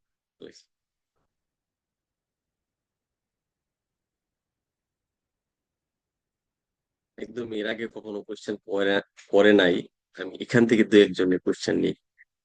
মুর্তাজা ভাই তো কোশ্চেন করছেন, আমি আপনাকে এই মুহূর্তে সুযোগ দিচ্ছি না। মই মইনুল ভাই, মইনুল ভাই কোশ্চেন করেন। হ্যাঁ, আমি আপনাকে আনমিউট করে দিচ্ছি। মইনুল ভাই, আপনি আপনার মাইক্রোফোনটা এখন আনমিউট করেন, আনমিউট করে কোশ্চেন করতে পারবেন। আমি আপনাকে আনমিউট করে দিয়েছি। আসসালামু আলাইকুম। ওয়ালাইকুম আসসালাম, জি বলেন। আমার এখানে একটা প্রশ্ন ছিল, জি। সেটা হলো ভবিষ্যৎ তহবিলের দান আর অনুমোদিত তহবিলের কর্মী ও নিয়োগ কর্মকর্তার দান, এটা কি একই জিনিস? আচ্ছা। আরেকটা হলো ভবিষ্যৎ তহবিল সুদ। হুম। এই তিনটা মানে কিভাবে আমরা আইডেন্টিফাই করবো? আচ্ছা, এটা ট্যাক্সের অঙ্কর ক্ষেত্রে আপনি বলতেছেন কর্মচারী এবং নিয়োগকর্তার ভবিষ্যৎ তহবিলে দান, তাই না? একটা জি। কোম্পানি একটা কর্মচারীকে নিয়োগ দিল, প্রতি মাসে মাসে কোম্পানি কর্মচারীকে বেতন দিতেছে 5,000, কর্মচারী তার 5,000 বেতন থেকে 500 টাকা একটা তহবিলে রাখতেছে, কারণ ওই কোম্পানি একটা সিস্টেম করা আছে যে তোমাদের সুবিধার্থে আমি একটা তহবিল করে দিলাম, প্রভিডেন্ট একটা ফান্ড তৈরি করে দিলাম, এখানে তুমি মাসে মাসে 500 টাকা রাখবা।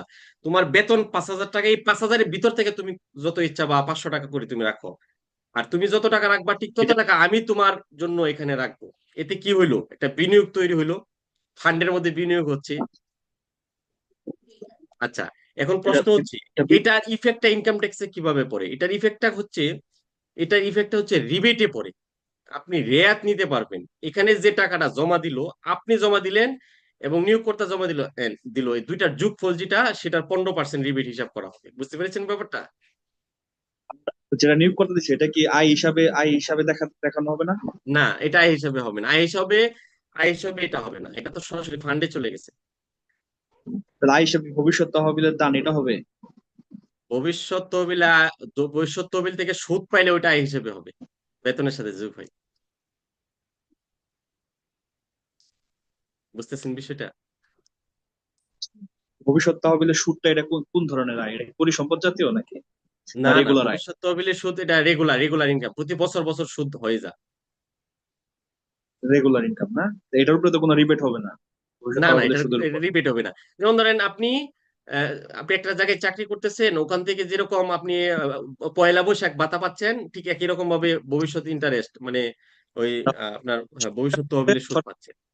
তহবিলের সুদ এটা পাবে না, আর বেসরকারি হলে ভবিষ্যৎ তহবিলের সুদটা পাবে। আর রাইট। ভবিষ্যৎ তহবিল দান, শুধু লেখা হুম। ভবিষ্যৎ তহবিলের দান 5,000 টাকা। তা যে কোনো দান তো কর আয়যোগ্য, তাহলে এটা কি আয় ভবিষ্যৎ হবে না? তহবিলের দান মানে প্রদান, কন্ট্রিবিউশন, অবদান বোঝাইছে, এখানে ওয়ার্ডটা নিয়ে প্যাচ লাগাই দেন না। মানে এখানে আমি এখানে একজন কর্মচারী ভবিষ্যৎ তহবিলে প্রদান করছে, এটা কি দান বোঝাইছে? না, এখানে কন্ট্রিবিউশন। না, দুইটা কথা লেখা আছে এখানে। একটা একটা হেডিংস দেওয়া আছে হলো ভবিষ্যৎ তহবিলের দান 5,000 টাকা, আর আরেকটা হেডিংস এ দেওয়া আছে হলো অনুমোদিত ভবিষ্যৎ তহবিলের কর্মী ও নিয়োগকর্তার দান, এটা হলো বিনিয়োগ। এটা এটা কোন অঙ্কটায় পাইছেন? এটা একটা অঙ্ক, মানে বাইরের একটা অঙ্ক আচ্ছা দেওয়া আচ্ছা, ছিল। বলেন আপনি প্রথম লাইনটা বলেন, আমি একটু লিখি তাহলে বুঝতে পারবো বিষয়টা। এটা ছিল ভবিষ্যৎ তহবিলের দান, ভবিষ্যৎ কারণ আমরা তো জানি যে কোনো দান আয়। তহবিলে দান, হ্যাঁ হ্যাঁ, ভবিষ্যৎ তহবিলে দান, যে কোনো দান কি আয়? এটা কে বললো আপনাকে? এটা দান শব্দটা আপনি মিস ইউজ করতেছেন কেন? ভবিষ্যৎ তহবিলে দান মানে কি, তার একটা ওই প্রতিষ্ঠানে একটা ভবিষ্যৎ তহবিল আছে, এখানে সে কন্ট্রিবিউশন করছে, প্রদান করছে, এটা ওই দান না, ডোনেশন না, জি, এটা এটা আমরা এখানে রাখছি আর কি, ব্যাংকে যেরকম ডিপোজিট করে এখানে ডিপোজিট করে রাখছি, এটাই বুঝাইছি। এরপরে 2 নম্বর কথাটা। এর উপরে কোনো রিবেট পাবে? হ্যাঁ অবশ্যই রিপিট পাবে, এটা তো একটা ইনভেস্টমেন্ট। আচ্ছা, এরপরে 2 নম্বর কথাটা বলেন। আরেকটা হলো অনুমোদিত ভবিষ্যৎ তহবিলের কর্মী ও নিয়োগকর্তার যে দানটা, তাহলে এটা কি নিয়োগকর্তা অনুমোদিত, যে টাকা দাঁড়া সুযোগ হবে না? লিখে লই, অনুমোদিত ভবিষ্যৎ তহবিলে বিলের কর্মী ও নিয়োগকর্তার দান। কর্মী আর নিয়োগকর্তা যে এক কথা, এটা বোঝা যাচ্ছে জি জি, না? নাকি আলাদা? আপনি শর্টিং করেন তো। কর্মী বা নিয়োগকর্তা, আলাদা। কর্মী একজন মানে কর্মচারী যিনি, নিয়োগকর্তা যিনি নিয়োগ দিছে, কোম্পানিকে বুঝাইছে, তাই না? দুইজন দুইজন। দুইজন, রাইট। তা আমরা তো আয় এখানে অবলিক হিসেবে দেওয়া জানি। আছে, অবলিক, খেয়াল করেন এখানে জি অবলিক দেওয়া আছে। আচ্ছা, এখন আপনি যে অঙ্কটা দেখছেন, এখানে এইভাবে 2 লাইন বলা আছে, তার মানে ভবিষ্যৎ তহবিলের দান মানে এটা কর্মচারী দান করছে, প্রতি মাসে 500 টাকা করে করছে, বছরে ধরেন 6,000 টাকা, ঠিক আছে? আর এই লাইনটার মধ্যে ভবিষ্যৎ তহবিলে কর্মী বা নিয়োগকর্তা দান, এখানে নিয়োগকর্তার টাকাটা বুঝাইছে 500 টাকা করে, 6,000 টাকা। আমার কাছে মনে হচ্ছে ফ্যাক্টটা এরকম। তাহলে আপনি যখন অঙ্কটা করবেন তখন 6,000 6,000 12,000 যাবে রিবেটে। জি বুঝতে পেরেছেন? এই হলো জি। ব্যাপার, আর কোথাও তো ইফেক্ট করবে না। আর এটা কি শুধু শুধু রিবেটই যাবে না, আয় হিসাবে যাবে না এটা 6,000? আয় থেকে তো জমা দিছে, ওই যে ভবিষ্যৎ তহবিলের দাম তো আয় থেকে আইছে 6,000 টাকা। আপনি শুনেন, আপনি একটা স্যালারি শিট দেখেন, স্যালারি শিট দেখবেন, আপনি বিভিন্ন নামে পাইছে মূল বেতন, এই যে মূল না, আমি বেতন। বলতেছি শুধু যদি 2 নাম্বারটা থাকে তাহলে আমি কি করবো? শুধু 2 নাম্বারটা যদি থাকে। শুধু 2 নাম্বারটা যদি থাকে তাহলে এটা শুধু 2 নাম্বারটা থাকবে না, এরকম থাকার কথা না, ফান্ড গুলা তো দুইজনের সমন্বয়ে হয়। তাহলে বোঝা যাচ্ছে এখানে 3,000 টাকা দিছে কর্মী আর 3,000 টাকা নিয়োগ কর্তা, তাই না? অথবা দুইজনের ফিগার এখানে একসাথে লেখা। জি, এখন আমি আমি হ্যাঁ, আপনার বিষয়টা আমি ক্লিয়ার করতে চাচ্ছি, আপনার কোশ্চেনটা কোন জায়গায়। আপনি ধরেন কেউ প্রাইভেট কোম্পানিতে জব করতেছে, সে মূল বেতন বাবদ সারা বছরে পাইছে 1,00,000, সামান্য একটা ফিগার আমি লিখলাম, হ্যাঁ। পয়লা বৈশাখ পাইতেছে, A to Z বিভিন্ন নামে বিভিন্ন কিছু পাইতেছে, ঠিক আছে, 2,000। উৎসব বোনাস নামে পাচ্ছে, ধরেন 20,000। আমি একটা জাস্ট খালি একটা ফিগার লিখতেছি। চিকিৎসা ভাতা দেখেন কতগুলো নামে পাইতেছে, চিকিৎসা ভাতা পাইতেছে 18,000। এখানে লেখা থাকে কিন্তু প্রাপ্তি, মানে এগুলা পাইছি। এরপরে স্যালারি শিট দেখবেন আপনি, প্রাইভেট জব হোক আর সরকারি জব হোক, দেখবেন পরে কর্তন সমূহ এভাবে লেখা থাকে। কর্তন সমূহের ভিতরে কিন্তু লেখা থাকবে অনুমোদিত ভবিষ্যৎ তহবিলে প্রদান। বুঝতেছেন না বিষয়টা? তার মানে কি, প্রথমে সে পাইছে, এই পাওয়ার টাকা আবার কাইটা নিয়ে নিছে, কথার তো এটাই, তাই না? অনুমোদিত ভবিষ্যৎ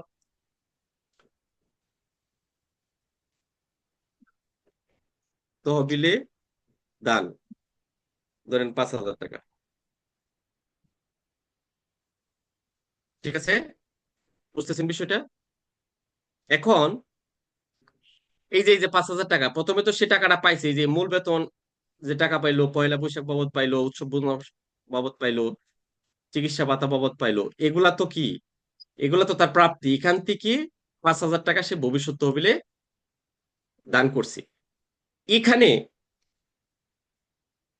এই 5,000 টাকা আসছে কোত্থেকে? সে আলাদাভাবে অন্য কোথাও থেকে দিছে না, এই যে এখানে যে সারা বছর জুড়ে পাইলো এখান থেকে কিন্তু দিছে। বুঝছেন না বিষয়টা? স্যালারি শিটের ভিতরে কিন্তু এটা লেখা থাকে। বুঝতে পেরেছেন? এখানেই লেখা থাকবে। এখন এখানে এই যে মূল এই বেতন, 5,000 পয়লা বৈশাখ, উৎসব বোনাস, চিকিৎসা ভাতা এই নামে সে পাবে। আবার এই ভাতার ভিতরে না? হ্যাঁ, এই যে নিয়োগকর্তা যদি দিয়ে থাকে ফান্ডে, তাহলে এখানেই লেখা থাকবে এটা হলো একবার যোগ হয়েছে, আর ওখানে কি আরেকবার বিয়োগ হবে। নিয়োগকর্তা প্রদত্ত, নিয়োগকর্তা এখানে যত টাকা নিয়োগকর্তা এখানে জমা দিবি, এটা তো একবার ওখানে যোগ হবেই। টোটাল প্রাপ্তির মধ্যে তো আপনার যোগ থাকবেই। নিয়োগকর্তা ধরেন 5,000, তাহলে এখানে যদি আমি এটার টোটালটার যোগ দেই, টোটাল যোগফলটা কত হয় দেখেন। এটা হলো তার প্রাপ্তি, তাই না? জি প্রাপ্তি তাহলে 1,20,000, 22,000 আর 18,000, 1,40,000, 1,45,000 হলো তার সারা বছরের প্রাপ্তি। বুঝতেছেন বিষয়টা? আর এটা হলো কর্তন, অনুমোদিত ভবিষ্যৎ তহবিলে দান। আবার এখানে তাহলে ওখানে নিয়োগকর্তা যেটা দিচ্ছে এটা তো আর আপনি হাতে পায়ে গেছেন না, এটা তো কাইটা আবার নিয়ে নিছে, তাই না? মানে ওটা সরাসরি জি ফান্ডে দিয়ে দিছিল উনি। নিয়োগকর্তা কর্তৃক ভবিষ্যৎ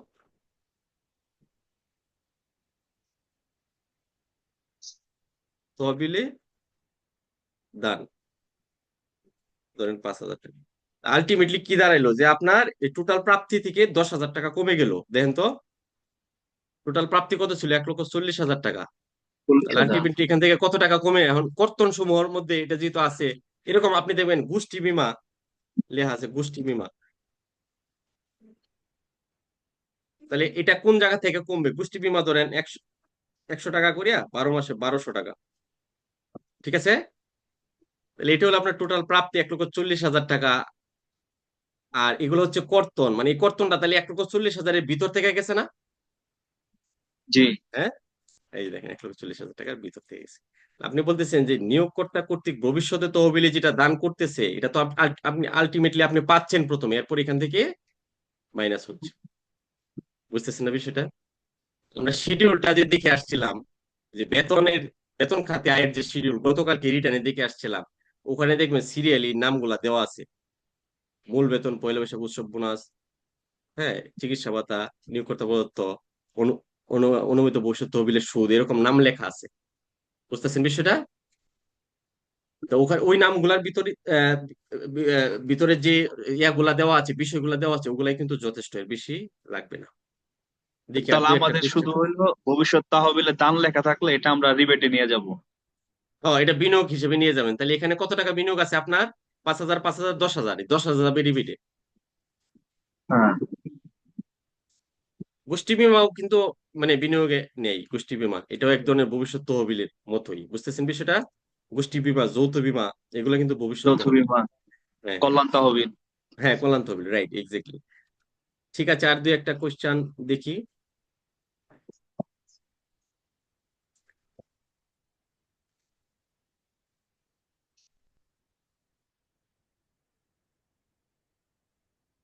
একজন বলছে, the theoretical discussion has made the problem unnecessary complicated, please explain the direct method sir, it will help us understand better. ও আচ্ছা, একটা এক্সাম্পল দিলে ভালো হইতো, এটা উনি বলতেছে। ঠিক আছে, ফাইন, সমস্যা নাই, আমরা একটা এক্সাম্পলে যাব। ঠিক আছে, তাহলে এখন বাজে 10:56, 5-7 মিনিটের জন্য একটু ব্রেকে যাই, কি বলেন? সবাই একটু আনমিউট করে একটু পারমিশন নিয়ে যাই। আপনারাও একটু, যেহেতু পরীক্ষা অতি সন্নিকটে, আলসেমি করা যাবে না, ঘুমায় যায় না কেউ মোবাইল অন করিয়া। সবাই আনমিউট করছি, হ্যাঁ। আমরা স্যার এক কাজ ছোট একটা করি, কোশ্চেন, ওই যে 10 বলেন। মিনিট ব্রেক, বোথ বোথ কন্ট্রিবিউশনের উপর রিবেট হবে নাকি সিঙ্গেল কন্ট্রিবিউশন? বহুত বহুত বোথ কন্ট্রিবিউশনের পার্সন। উপর। এই অঙ্কটার মধ্যে মনে হয় ভুল হয়েছে টাইপে। আমাদের শীটের একটা অঙ্ক কেউ জানি বলছিল যে হ্যাঁ যদি, হ্যাঁ, ওটা সিঙ্গেল হ্যাঁ কন্ট্রিবিউশনের হ্যাঁ উপর। তাহলে দুইটাই হবে। এই তো আপনি কনসেপ্ট ভুল হওয়ার কারণেই তো কনসেপ্টটা ক্লিয়ার হয়েছে, তাই না? তাহলে মাঝে মাঝে ভুল জি করারও প্রয়োজন আছে। আচ্ছা ঠিক আছে, তাহলে আমরা 10 মিনিটের জন্য একটা বিরতিতে যাই। আপনারাও প্রয়োজনে বিরতিতে যান, জুম থেকে লিভ করেন না, জুম এভাবে অন করেই যান, ঠিক আছে? কি বলেন সবাই? জরিমানার ভিতরে যে থিওরি গুলো আছে এটা তো বড় বড়, কিন্তু এটা ওই আপনি যেটা বললেন এক লাইনে লিখলে কি হবে, মানে এটা অবশ্যই হবে। এটা হতে জরিমানার পারে। প্রশ্ন কখনো 10 মার্চের জন্য আসবে না, 5 মার্চ, সর্বোচ্চ 5 মার্চ, 2 মার্চের প্রশ্ন আসতে পারে এখান থেকে। তবে আমরা নিজেরা ডিসকাশন করতে পারি, যারা থাকে তারা নিজেরা ডিসকাশন করতে পারি মনে হয়। ডিসকাশন দরকার নেই, একটু ব্রেক নিয়ে আসি। এই স্যার, শুনেন, আমি হ্যাঁ আপনাকে একটা স্যার আমি আপনাকে দুইটা ম্যাচ শেয়ার করে দিচ্ছি স্যার হোয়াটসঅ্যাপে স্যার। ঠিক আছে, আমি একটা দেখবো দেখলে ইনশাল্লাহ। চলবে স্যার। ওকে ইনশাল্লাহ। ঠিক সালাম আছে, আলাইকুম। আপনারা যারা থাকতে চান আলোচনা করেন, আর যারা একটু একটু ফ্রেশ হয়ে আসতে চান একটু ফ্রেশ হয়ে আসেন, ঠিক আছে? তাহলে আমরা এই যে 11টা 10-এ আবার ফিরে আসবো, 11টা 10-এ, ঠিক আছে? ঠিক আছে।